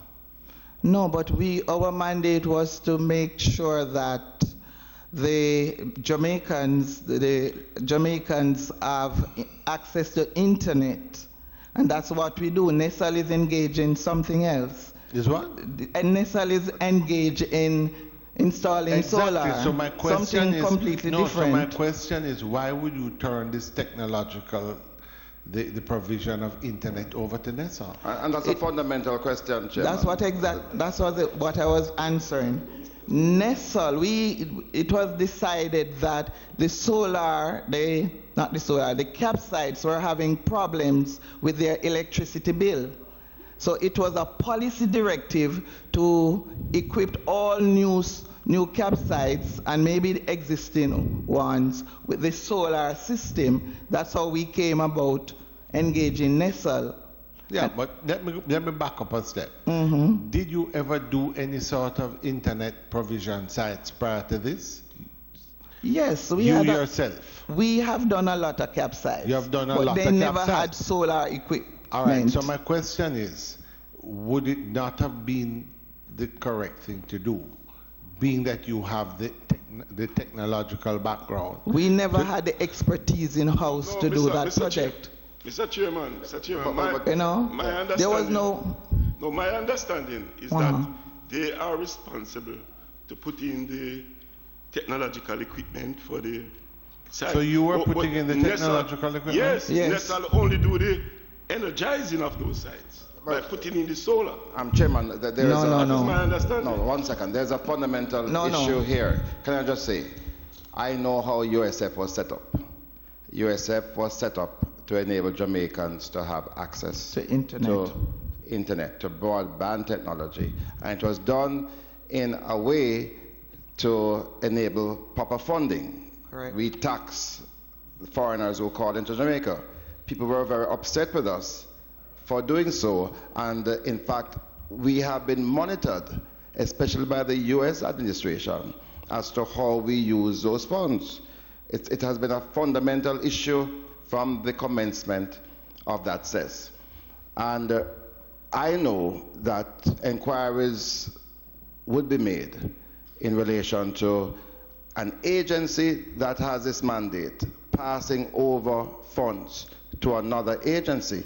I see nothing in the provisioning of electrical systems, solar systems for campsites that the USF couldn't manage as part of its regular. They procure furniture for these campsites. They procure computers. They procure air conditioning.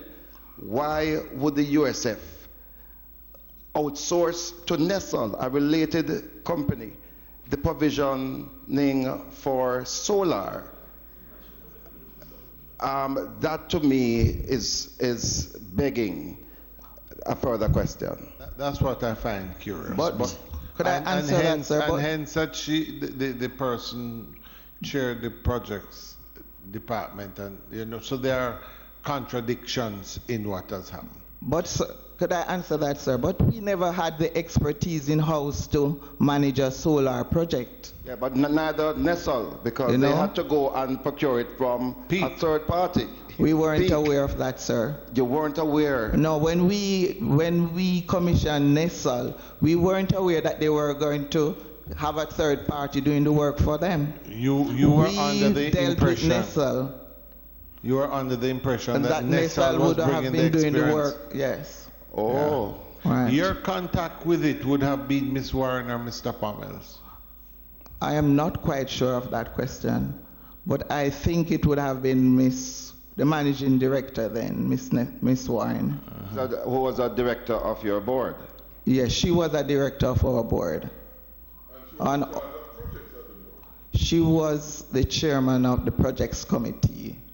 But remember, it's a committee that decides on, that does the approval of the projects. And the board does the ratification of the projects. So Chairman, in the response that we got from OPM, it says that Mrs. Warren was not a member of any committee. So I'm happy to hear that she was a member. She was the chairman of the projects committee. No. Yes. So Madam PS. Let me clarify, because we are aware, and I must say for the benefit of the committee, that we experienced significant problems getting this report to you. It was pulling sense. Why is that? If there's no written contract, there's nothing written, and nobody knows what happened. There must be, but PS, there must be a total breakdown. Is there not necessary training in the procurement guidelines? From my perspective, this committee we thought was internal to Nessel. Madam PS, a subcommittee of Nessel's board. May I just make an intervention? This committee was told that a significant number of the documents pertaining to the operations of Nessel were taken by the police. No, that's not what the permanent secretary made the point that the difficulty was not because of that. It was largely because there was no contract. No information. It's not that there is no contract. The documents are not available because they were taken by the several. No, it's just that, as I said, persons plead ignorance. And so what we have presented here is based on what we were able to glean, and we ferret out and ask for further clarification and ask persons to recall from memory. Our interpretation of question 5 was whether it was relating to Nessel's board, a subcommittee as opposed of to the board, Universal Service a board. We were aware, we were made to understand that she was on a committee at Universal. Yeah. Well, I had in fact Service Fund. brought that to so the it attention. was our misunderstanding for this question on the Nessel board. You're almost finished, remember? Yes, I'm almost finished. So as chairman of the projects committee, that committee would recommend to the board this project. Correct. For $100 million. Yes. Right. And it was a recommendation from a chairman of a subcommittee of a board who is also managing director, Mrs. Warren, for Nessel, which is the agency that who received the funds. And for which services you thought they were going to be doing. Correct. Right. But you are now finding out that those services were outsourced to another party, and you weren't aware of this. That's my opinion. Yeah, the Chairman, it is so clear that we have to have Mrs. Warren here before us. Mr. Chairman, can I just go back to, if you look at our response request number 3, a list of projects that were approved while Ms. Ms. Chairman. Our response was a list of projects that were approved whilst Mrs. Carolyn Warren was the managing director at NISAL and was chairman of the board at the USF. It should have been chairman of the projects committee. Yes. So it would not have been the same. Our interpretation, therefore, was that of internal of NISAL's board, because we have it here already stated that she was on the NISAL board. Just for clarification. All right. I have member Phillips, and I have member Lawrence, and I have member Stewart. I don't have anybody else at this point in time. Oh, sorry. You know, I just wanted to go back a little bit. You know that's not possible. Remind me of your name again. Kirk Barton. Barton. All right. How many senior engineers do you have at NESAL? When you say senior engineer, well, we have. What are the categories of? Yeah, we do have persons who are qualified in engineering, and we have different levels from the supervisory level all the way up to the chief engineer. All right. So how many in the supervisory? And you have one chief engineer. Yeah, man. So you have one chief. You have about 5 supervisors and 2 project engineers. 2 project engineers. Yeah. One second. The supervisor is above or under. The project engineer is an engineer. Yeah. So you would have a chief engineer, the project engineer, then project engineers, and then supervisors right. who may not have that level of training. Right. And that's what exists now. Currently. So Mr. Brown is the chief engineer with 2 engineers. You're not an engineer. No, well, I have qualification. I have a certificate in electrical installation. But you're not working in that capacity now. Which one? No, I'm trying to find out what capacity you're. No, well, I'm filling in for Mr. Brown now on the basis that he's out. So you're the next project engineer. So you're one of the 2. Right. That's what I was trying to get. Right. Oh, I understand you. Okay. Yes. Okay. Mr. Chair, just not know. Remember at the last meeting we had when Ms. Warren was here, Mr. Pommels, I recall, was appointed in last year in an operations engineer position. I never heard you mention that in the hierarchy you were just giving. Oh, well. Where that falls. Well, sir, though I were told by the ministry that that position was not formally approved by the ministry. Which is why I wouldn't be able to state. Okay. You know? But it's not operating. You don't have anybody acting in it. No, absolutely not. It's vacant. It certainly is. Yes.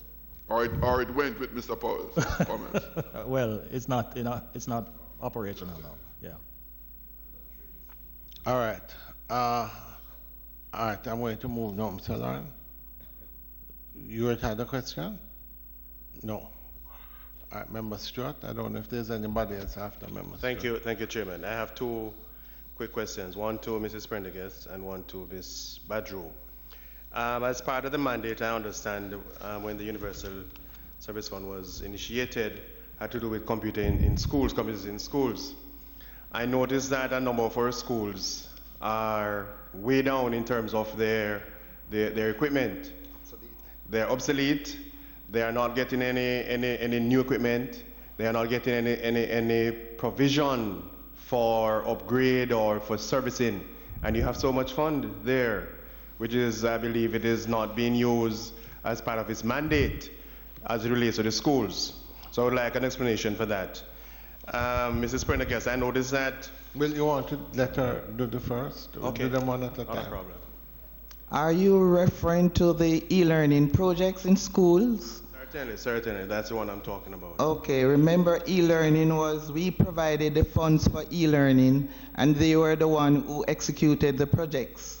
So they would be the ones to direct this question to, because we provide the funding and they would do all that is necessary to keep the projects going.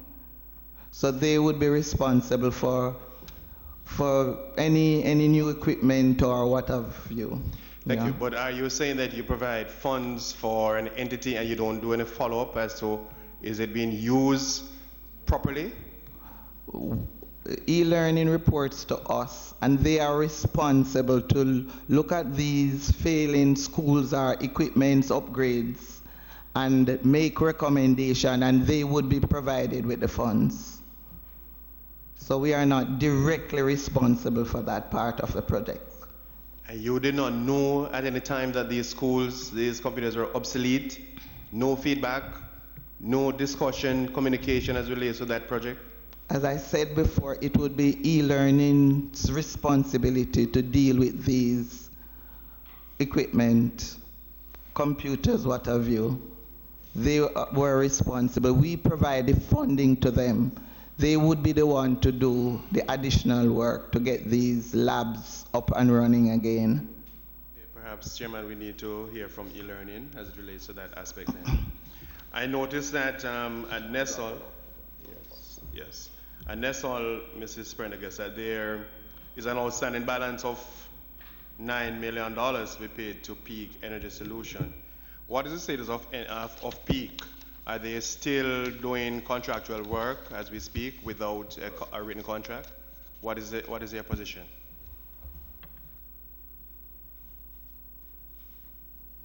They're doing a little. They're inspecting the system to pass them over to NESOL. Yeah, to NESOL. Yeah, so they're completing work, which is basically to inspect that these systems are up and running, and then they will pass them over to NESOL, which NESOL has started the licensing and the commissioning of these locations. But we have to go through Ministry of Science and Technology, then GEI, and then JPS before we can actually turn these on. Just to clarify something, Ms. Sewell, just for clarity, you said that the Ministry with responsibility for energy. Now, the de facto minister is the Prime Minister of Jamaica. He has taken direct responsibility. You would be his. Yes, sir. You would be his permanent secretary. Yes, sir. The board remains the same for NESOL.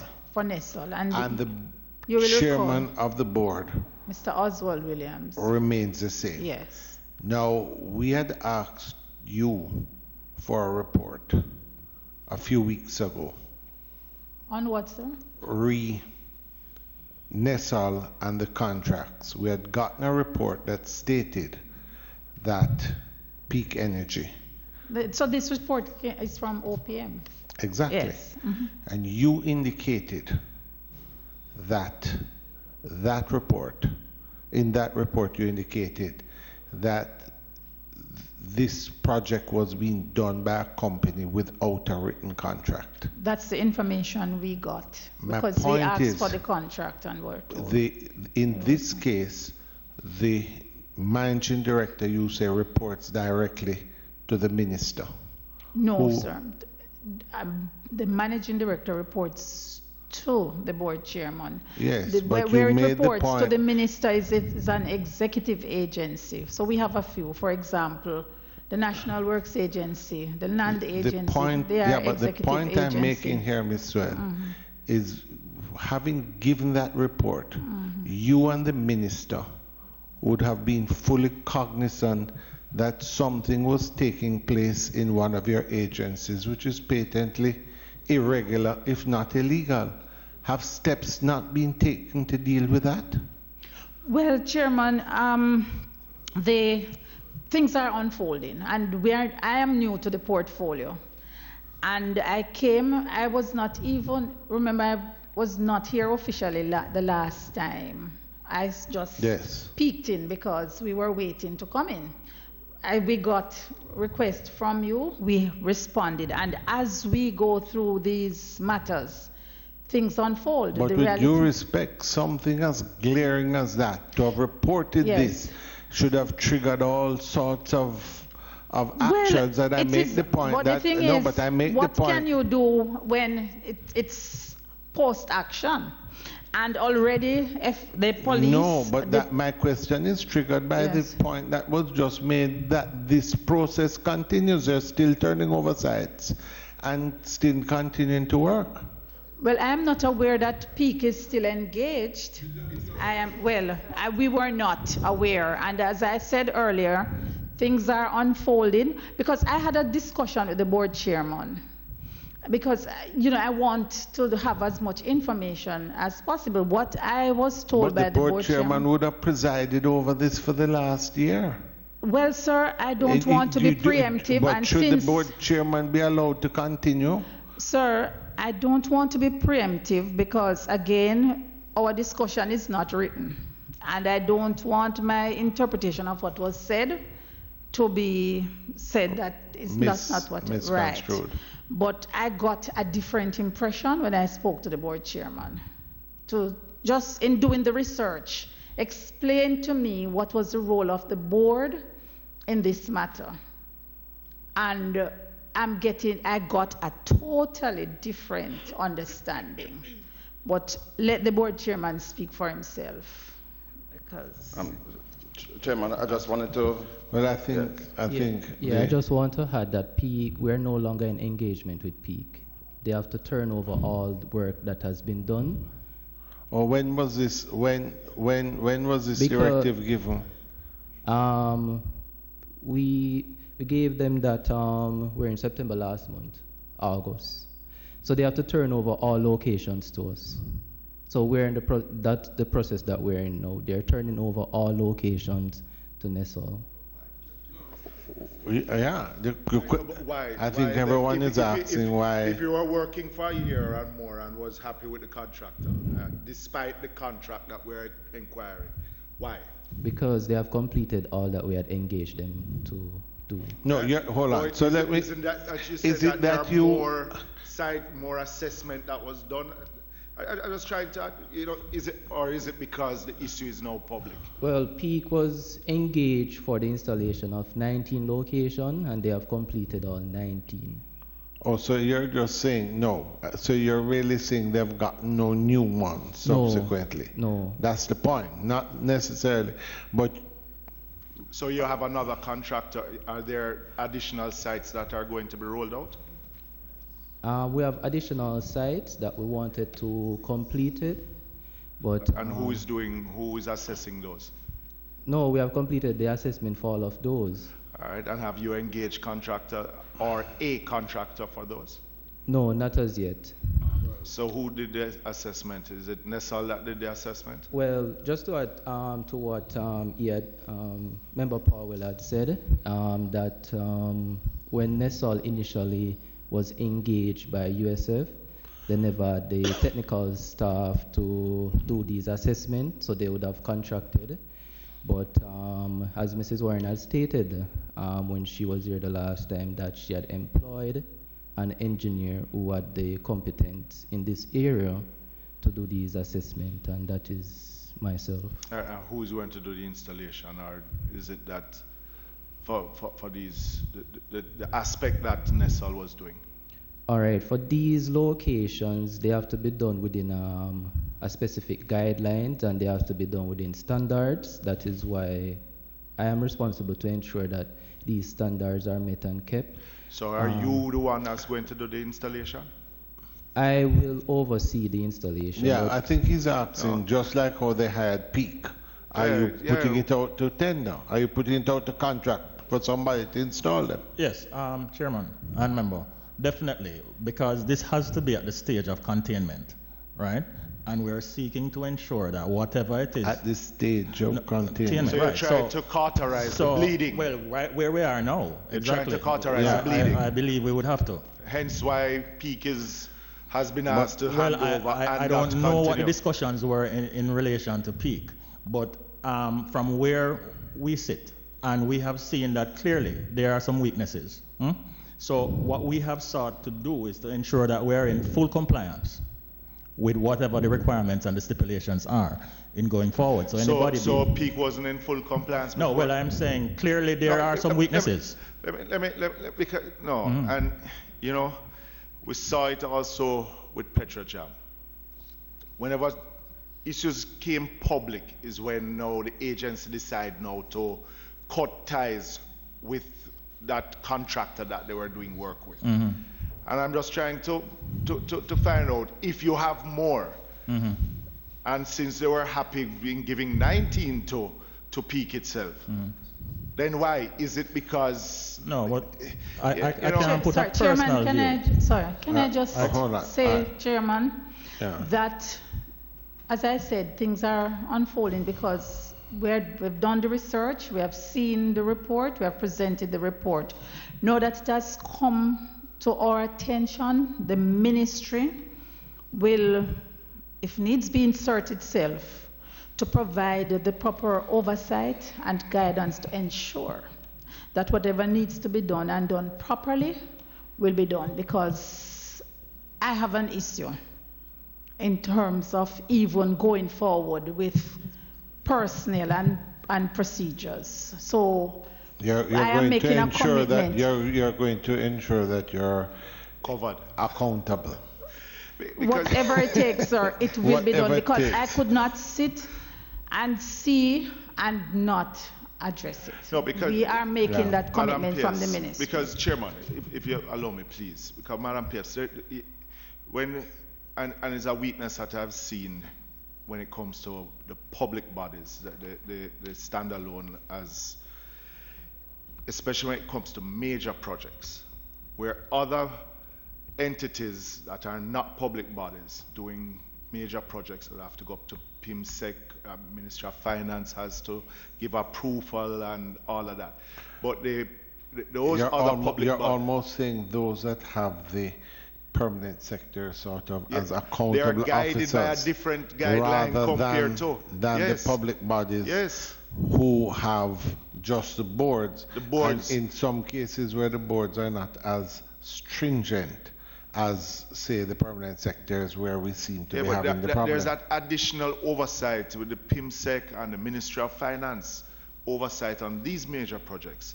And we see that there's not a necessity for these public bodies to get that additional oversight. Because they're regular procurement yes, opportunities, but they're not. I'm for just saying to you, PIMSEC, yes. I'm just saying to you, and this is where a lot of what we're trying to tidy up here gets done without that additional oversight. But we saw it even with, let's use the wall project down at Petrojam, or even the furnace, something that came in at 800,000 but was 1.2 million US dollars. Yeah? And there's not that additional oversight. And I'm just saying that it is something that needs to be looked at. If it is that there's no control per se from the permanent secretary's office as she would have over the other entities. And just for good governance. They're governed by the same procurement guidelines as the public bodies, and all they need to do is follow just them. follow, and it is very simply put out. So, it goes to so. And we come in, permanent secretaries, we come in, for example, where their procurement is over $60 million and has to go to cabinet. So an entity may be out there letting contracts that don't have to come to us because the procurement rules authorize the heads of entities to sign contracts up to a certain level. We only know if it goes over $60 million. Yeah, but as you, to straighten my point, because also it goes to cabinet. Yeah? But that don't mean that cabinet is going to do the due diligence as would the Ministry of Finance. And I use again the furnace project down at Petrojam, which came in-house $800,000. It went to cabinet at $1.2 million. And the rationale behind it was because of the timeline delivery. But yet still there was an outstanding report which was from your internal engineering department which made a recommendation not to do the project. But it was already approved by cabinet. Yeah? That we didn't have to spend, and what was supposed to be 1.2 was nearly $2 million. Suppose that it would be the board who ultimately takes the decision. Yeah, So you have an engineer. but again, Yes. I think, Mr. Well, what is kind of impatient of debate? No, no, say something. What's impatient of debate is we have found that the irregularities are rampant, run very deep. And at the end of this process, I think one of the things that we need to do as a committee is come out of this with lessons learned and the fact that certain structural changes are going to have to take place. And quite frankly, it may be that a lot of the guidelines are in place but just not being followed. So it's a governance structure we need to look at. Yes, something occurs to me. I mentioned it. The fact of the matter is that we have a number of these agencies, all of them that we're talking about, in a period of about 6 months, changed out their executive directors. There was like a purge. You had a situation where these persons, many of them have gone to the Ministry of Labor or legal, or sought legal advice about how they were terminated. Most of these people were career technocrats, members of the, so to speak, extended civil service, and new persons brought in, many of whom were not as qualified as the persons they replaced. So the question that you have to get, the fundamental issue where you find this, is how are we going to put the safeguards for that in place? And one of the things I would like, certainly we can start just wider at your ministry, which encompasses a number of ministries. We need to find out the extent to this, to which this is endemic, and maybe what we need to look at is over the last 2 years, the number of persons at very senior levels who have been replaced, and how many of those were contracts that were broken and that have a legal. Well, no, I would start, I'm just saying I would start, you know, we have looked at one ministry in which it took place in every single agency. So there's a need to look at the agencies and to see what extent this is happening, because this is a very dangerous trend. The strength of the Westminster system is the continuity of government. The political administration changes, however, your civil service capacity remains intact, and institutional knowledge.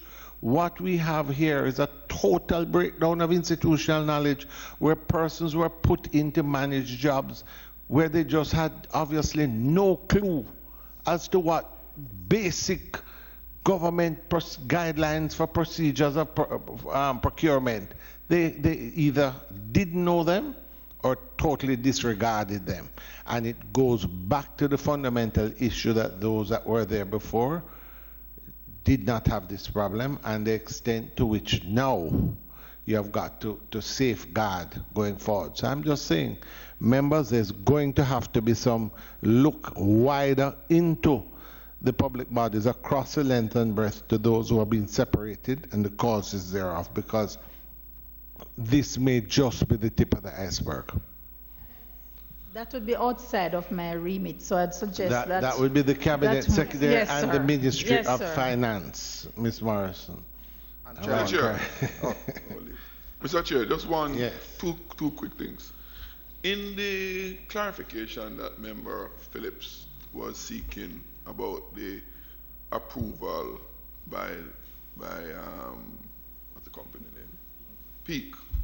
The gentleman doesn't have a name tag.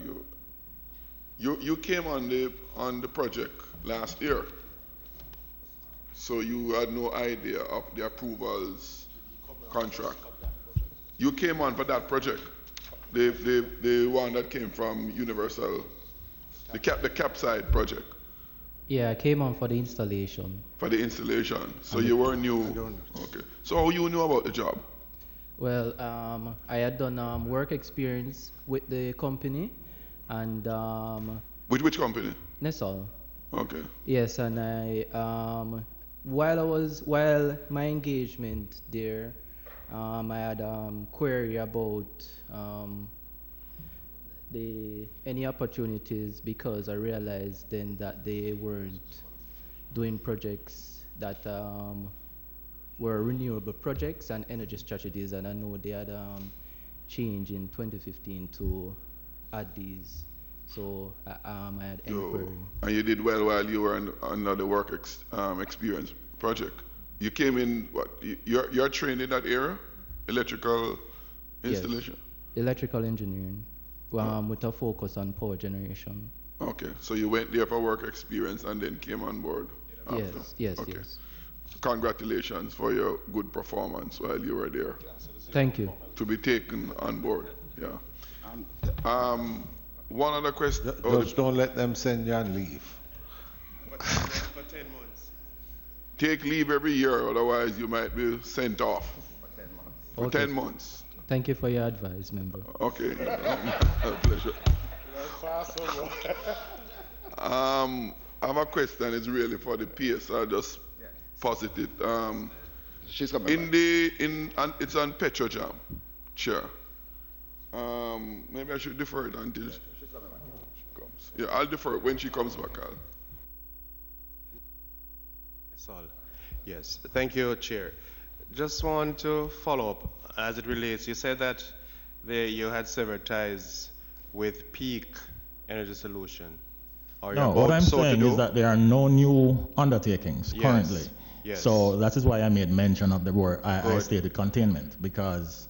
And you are now in the process of looking at another company or body to carry out the work? Well, sir, wherever the process leads, whatever the process dictates is what we will follow in terms of procurement, whatever it involves. Yeah, I was about to ask you, what is the status? Where are you with this, or will it be done? No, well, we have not. Source? No, definitely not, because I mean there are so many things unfolding as we go along. So we're really trying to actually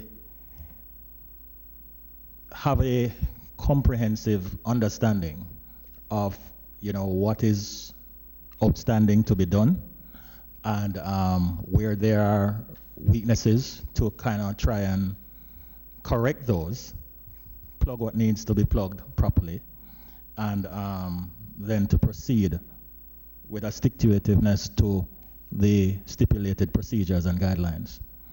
Right, and so I don't think it's something that we should find ourselves in a rush to be continuing per se until we have a full command and control of what is really happening. So will it retard the work being done? Because there are a number of projects. In my constituency, I have submitted a number of projects which I believe. Well, sir, that is as it relates to the specifics like CAP or thereabout. In relation to your area, personally I visited the area, and we have done some preliminary works in that regard. As it relates to the outstandings that we spoke of prior to from earlier on, we have also started to put some machinery in place to have those addressed and rectified. No, that the PS is here. Remember, she was out the chamber at the time, and I deferred. Now that she's back, I just want to complete it so that my colleague can have full reign. PS, when the Petrojam matter came up and the massive breakdown was acknowledged, the Prime Minister himself, in address sitting coincidentally where I'm sitting now, it was asked of him to, if the report, he had asked the then Permanent Secretary to do an assessment on the whole procedures and etc. that took place or is existing. And he was asked if the report could be made available. And he indicated yes. You kind of inherit that because it wasn't under your jurisdiction at the time. But he did indicate in the House, as the records will confirm, that he had no difficulty in sharing that report. I have not heard of the report. I would like you to investigate on it and tell us what is the status of that. Yes. This is for Mr. Brown. Bond. Yes. Yes. In your observation earlier, you mentioned that the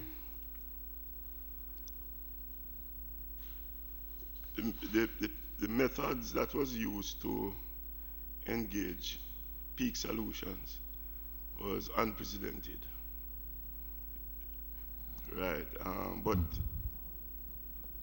in the submission here, I see where you said that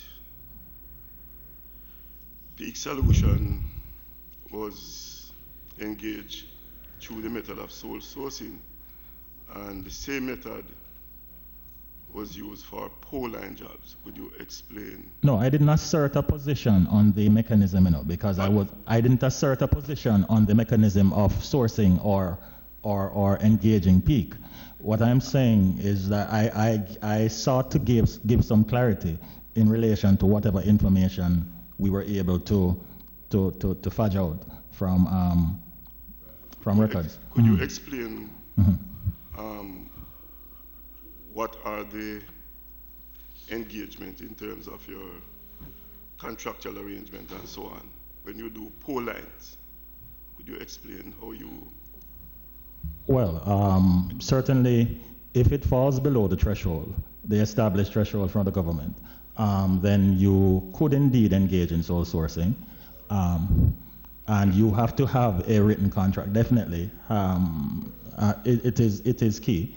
And we would have had.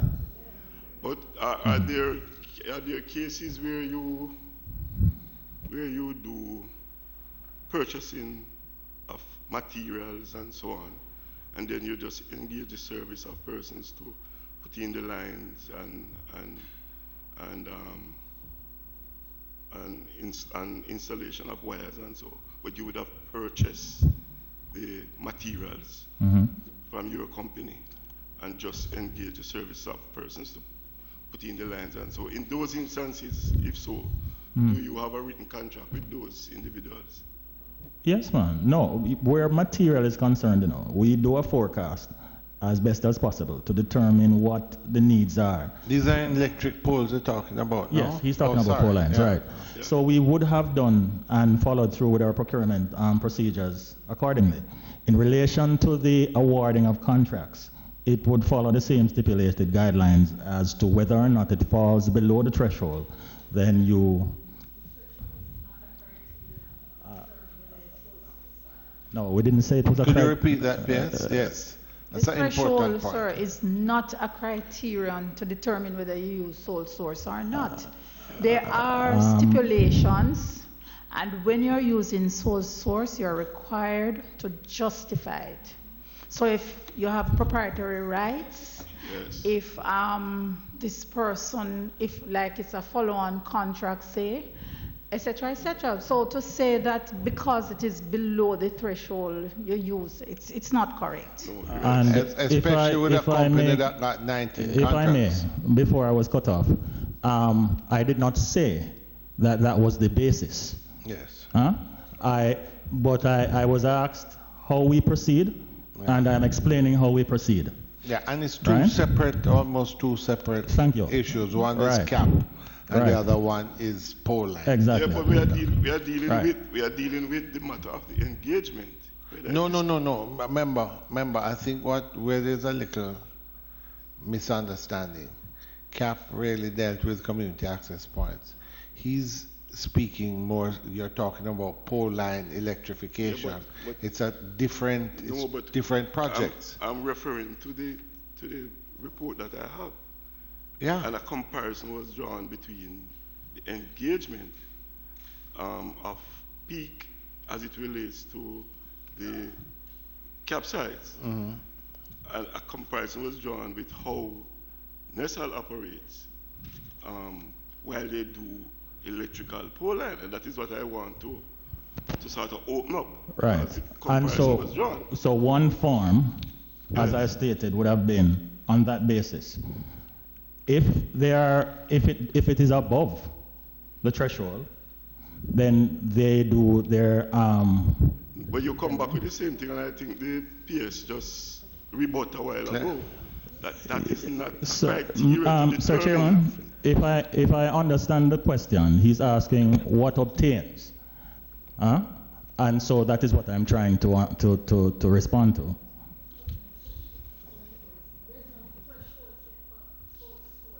Exactly. You have to justify by writing to say I use sole source because of this particular Right, reason. but I'm not indicating by any measure. I am not indicating by any measure that there is no support. You ask me what obtained, and I'm telling you what obtains. The persons who would have executed in that regard would be the ones to provide the justifications for such. So if I'm stating what obtains is what obtains in my observation, I am not the person who approves or authorizes any projects. Yeah. Yeah, but that is why your comment that it is unprecedented is maybe. My understanding, with due respect, no, I made no such comment. I made no such comment about unprecedented. Yes, you said unprecedented. I was asked. I didn't say anything was unprecedented. Yes, you answered. Mr. Lawrence, if we can go to answer, you said. But Mr. Lawrence, I think the real concern, if I may, was not just the soul search. It's the fact that you had this. It's a verbal contract within the government processes. The real issue is that is something that is unprecedented. That's totally against the rules and regulations. So I think that we're kind of blurring the lines. The real problem is no formal arrangement.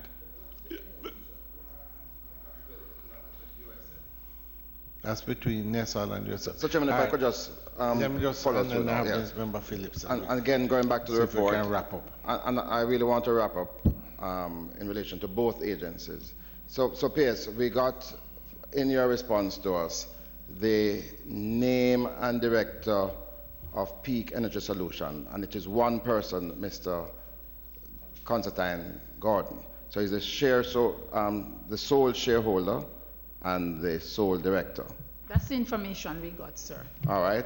And then in your further responses, you mentioned that there were 28 locations in relation to the campsite projects. So 19 have been done by Peak, so you still have some outstanding ones. And we envisage that, we anticipate that those were to be done by Peak as well, but that has been terminated. You also mentioned in relation to the 4 major projects that Mrs. Warren was responsible for, the Jamaica Library Service project. How much was that one for? I'm sorry, I don't have that information, but I can give you. And also the Housing Agency of Jamaica project. How much was that for? I never got around to it, but I can tell you how much was for the Ministry of Economic Growth and Job Creation. Right, so I'm coming to that one.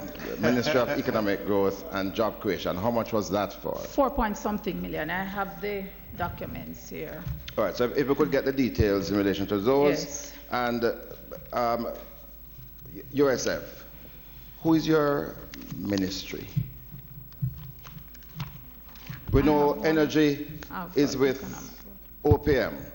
Where is USF and science and technology today? Sir, I can't answer that question. Wow. I really can't. No. That's an amazing response.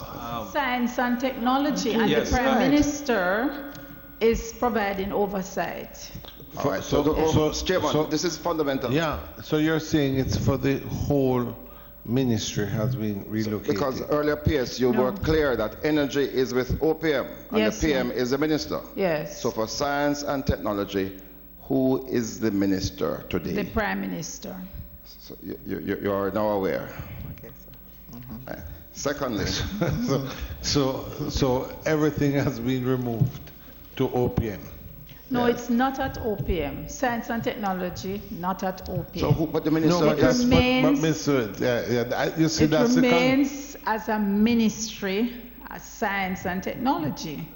But the energy portfolio is assigned to the office of the Prime Minister. But science and technology remain. But who is the minister for science? The Prime Minister. The Prime Minister is the minister for energy. He's also the Minister for Science and Technology. Yes. Right. No, but it's as clear as mud. It's as clear as mud. But I really wanted to ask, though, two matters in relation to advertising and promotions. It is clear in recent times that USF is now advertising galore. How much are you spending out of your money on advertising and promotions? Sir, last year we spent about $35 million. This year we are spending about the same amount. 35 million? Yes. On what? Advertising and promotion. So who do you advertise and promote to? The general public. What are you selling? So we are selling the concept that we are a technological company and we are providing internet for Jamaicans. Chairman, with due respect, wouldn't it be better just use the 35 million to provide it? Chairman, I find, when I was minister, I wanted to do some advertising and promotions too, but I was told that might not be appropriate. Yes. But sir, over the years... Just a question, do you hire anybody to help you with that? No. Yes. I still have some further, two other questions, Chairman, because you see how they relate. Sir, before you go on, sir, when we started first, we never did any advertising and promotion. And we were always advised by the successive boards that we were not doing enough to advertise the company. Yes, but what we have been doing now is letting Jamaica know about Universal Service Fund, what we offer, and where to find us, and we are using employees to do the advertising. No, but I think let us not be what I think Member Paulwell is getting at. One thing is for you to do none. Yeah. And no one is saying that. But to go from you saying that you're not doing it to spending $35 million a year just to say to people that you're providing internet access. It may be better for persons like myself for you to come down to Westmoreland and put some more in some schools, and that's great promotion. But $35 million is a lot of money to spend last year and this year just on promoting when you really are not, you're not selling anything. What you're doing, you should be on the TV and so forth, sort of just talking morning time and doing the different things, but to spend that amount of money is, I think, inordinate. Yes. Chairman, yes, just I haven't been speaking. True. Just to say that I remember we did 2 projects in Spanish Town, and I was told by that director at the time that they were looking to get some persons to work in the centers, such as the homework centers and the community centers, in regard to making sure that it was not just put there, in the instruments, but they were able to be used and to be able to be monitored. And they said they were looking at a budget for it. I'm just thinking now, with all of this, we have these big fancy homework centers, community centers. They have no one to even invigilate for a little period in order to get it up and running and for people to be more familiar and to be more aware. You don't think that kind of money, Chairman, would be better used in these kind of areas? Because there is no training done, there is no supervisors, and they said that they were going to look at a budget. Hearing now that you have monies to be advertising something that has already been advertised on its own, and it just needs more implementation for people to use these centers, use these community open spaces that we put things in order for them to be more aware, and they would be able to advertise for that, for your agency, in order to bring in more persons to have more interest in. You have to send in a formal letter to us to advise us of all the complaints, all the difficulties you have, and then we'll get the committee, the projects committee or the strategic committee to look at it, and then we go from there. That was promised. I'm just saying that I don't know where that proposal went, and if it is not done, why is it that instead of using monies to be advertising for something that nobody knows properly about, why don't you look at the centers that you have established, manage it so that they too can help you to do better advertisement? Well, that's an idea we could look at, but I think that question could be addressed by the management team and the board maybe later on, how to spend this advertising budget. Chairman, the reason why I raise it again goes back to the genesis of the USF. And this fund is being watched. The way we spend the money is being watched because, especially the American administration, they have resented from day one the establishment of the USF, and so they monitor. And I'm aware that there are concerns about spending in this magnitude, advertising and promotions, and probably we could get a list of which are the media houses that you spend with, so that we can see how the money is tracked. But very importantly, I know that there are declining revenues into USF, largely because we were relying on voice calls for the revenues. So when you call in on the mobile line, you pay US 3 cents per minute, and on the fixed line, it's 2 cents per minute. People are using WhatsApp.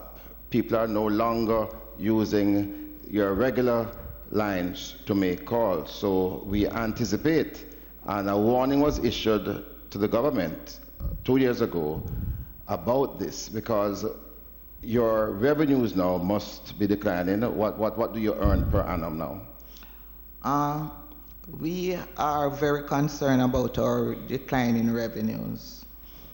We had budgeted about, say, $1 billion for the year in revenue. But what we are experiencing now is about just over 50% of that. I've budgeted. Yes. But what is happening now, because of the intense competition in the marketplace, as the minister alluded to, we are really concerned, and that is being looked at by the board, by the ministry, and I suppose some solutions will be found early. This is something that certainly... Yes, we are really concerned. What were the revenues last year? The revenues were just below, little below $1 billion. And the year before that? The year before was about $1.3 billion. So it went from 1.3 to about 900 and something. And this year we are even looking, what is your projection at the rate you're going? At the rate we are going, we might end up at about maybe $750 million in that region. So you're on a trend. So the future of... So even more so, the point made about spending a lot of money on advertising and marketing. In relation to that, a board director just sent me a note that when they were there, they were spending $2 million and less on advertising. That was a long time ago, sir. No, I just left. That was a long time ago. And Chairman, just to let you know, I had wanted to do some promotions because every minister wants his face out there. But although we know your natural tendency to be shy. But we were told no, because the Americans are looking at our spending. And I believe that this must be an instruction going forward to cut it. But also, how are we going to get USF? Chairman, the intention was to enable every Jamaican to have access to broadband, to have access to computers. That is the raison d'etre. And I don't see that happening with this decline in funding. Member Paulwell, I think that you have touched on a very important point. And we have to recognize also that in Petrojam, we saw where they were doing marketing and advertising, where they had a company and retainer for, I think it was 13 million, and a budget was close to 30 million as well, if memory serves me correctly. So what you have is in one ministry with the former minister. You're looking already, without going into any other agencies, we're close to $60 million worth of marketing and advertising. That cannot be the best use of public funds. So I'm just saying that all of these things, permanent secretary, I think all these things need to be looked at seriously.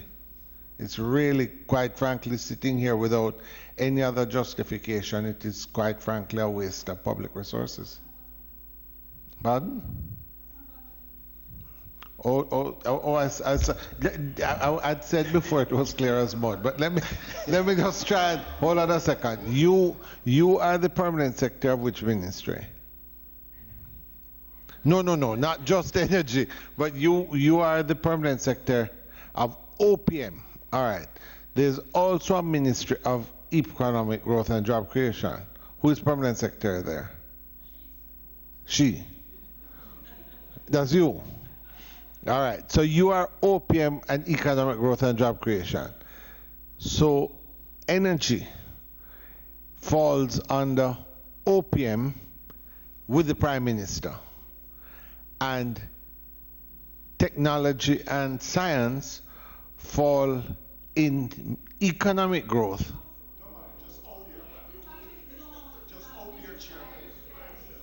You may have to give us this in writing. I think I need a translator again. So where is it? She's still there.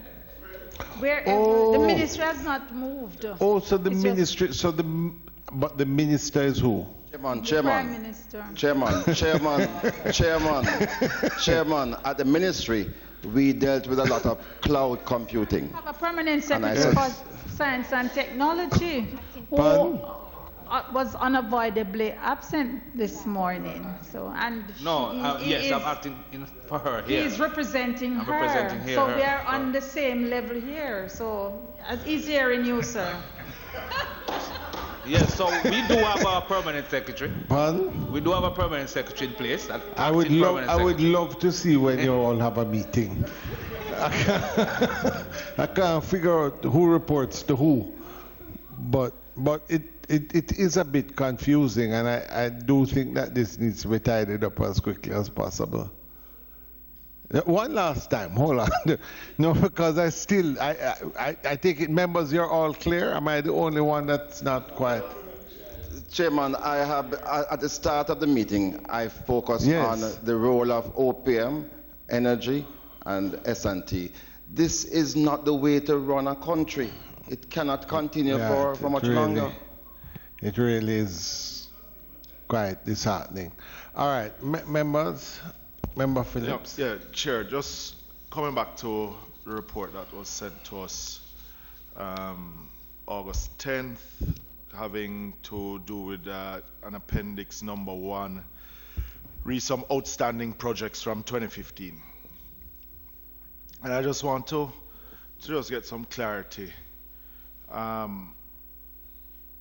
When we have projects that are going to be initiated by NESAL, these are approved, or the board, can I get the process then on how it is that these projects are approved for implementation?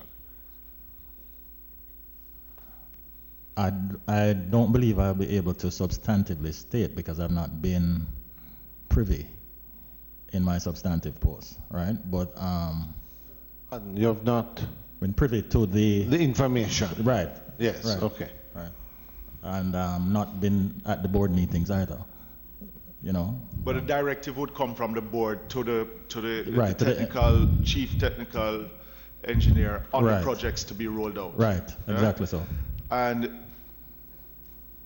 I would imagine then that if there's a rollout, if there's a change in government, then it would be the board that would determine if there, because in this, Chairman, and why I'm raising it,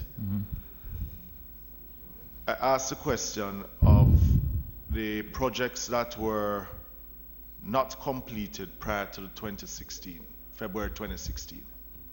They gave us a list of 6 of them that were not completed. And I will say that one is in my constituency. but there's a budgeted cost for those projects of $31.3 million. $23 million was spent on those projects. And there's another column now for the cost of completion of those projects at $33 million. More than the actual cost of what the original cost. So you'd have spent $56 million on a $31 million project. And that's why, for me, Chair, wanting for the chairman to be here is because I would like to know on what basis were these projects we stopped. have indicated he must come, but Member Phillips, you had required, if memory serves me correctly, you had also asked when the project, your project in specific, would be completed. Have you gotten that answer? And whether it would be restarted? I've gotten calls subsequently, Chairman. Have you gotten a timeline? I would say it is in trail. But it should not. But the fact is, Chairman, what you want is it not to be a specific case. It's not but a specific it should case. Because when you have projects delay, there are costs to it.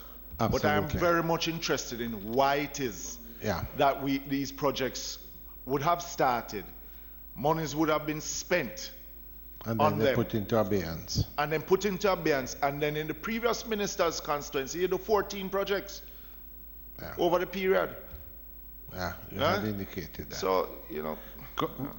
Mr. Prendergast, you now sit on the board?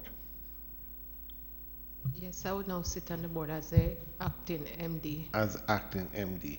I think one of the things that would be useful if you could just, there were how many projects, remember? How many projects were there outstanding? 6? Could you give us 6 projects? And we know that there is a cost of 30 million to complete them, but could you just give us, based on the questions of this committee, in writing, and let us know when those projects will be restarted and give us a deadline for completion. Please carry it to the board and give us something in writing. I think it's important to just complete those projects before they become even more costly. Chairman, I think we could also add those for South Manchester, which are on the list. Yes, that's the list is there. Yes, sir. On the matter of the outstanding projects. Yes. From the last technical meeting, it was decided that we should proceed with a view to complete the projects that with a view to complete the projects that are outstanding. All 6. Yes, where possible, sir, because there might be some challenges that have not been fully ironed out for 1 or 2. For example, there's one in St. Andrew, for which there are some outstanding surveyors report in relation to where we may have to. Quite frankly, where you have a sort of guilty with explanation, we don't have a problem. Right. I think what we are more concerned with those that were just randomly discarded and work stopped. So where you have a justification, please just note these cannot be done due to this reason, and then we'll take it from there. But certainly the others, it is impatient of debate that we just complete them now. And the issue that I have, Chairman, is that CDF in 2 instances. In my case, I had expended money from my CDF towards these projects. They're seeking a reimbursement. I'm not seeking. I wanted to finish. I know. Yes. So I just wanted to finish. But it's more painful when you see persons stealing the hardware out there, and the overrunning which is going cost. to end up costing more. And then you have other projects that you want to initiate that you can't even get initiated because those are not completed. The member said that you have a. What And we it would should want, not have to what take we us, want Chairman, is to a highlight in here for timeline them of to- commencement and completion of those outstanding projects that can be done now. Those that cannot, please just indicate why not. But if you can send us that Chairman, within the week. Chairman, just for a update in terms of the it is all the projects or the 6 that was outlined in the document here. And yeah, well, let me just say, Member Phillips, that even more so, I think that while we are asking the management of NESAL to give us these new timelines and dates is one matter. But I think there's a second, more fundamental matter, which it requires even more so now. We are requiring that the chairman of the board of NESAL appear, and that is a board decision. So I think that would be something that you would follow up on, because quite frankly, the decision to desist or to suspend projects halfway through certainly cannot be a wise one. So we would follow up at that time. Yes, absolutely. But you will have the opportunity to question the chairman on behalf of the board as to why the decision was made. All right, members, I don't know if there are any further questions. If not, Ms. Sewell, I would like to thank you on behalf of both the Ministry of Energy and the Ministry of Economic Growth and Job Creation for your presence and the entire team. It's been an informative day, and we are going to, I think we have set the date for us to have that discussion with the chairman and managing director, the former chairman, no, with the chairman and former managing directors in 2 weeks' time. So we'll see you then. Members, thank you. With that, this meeting is now adjourned.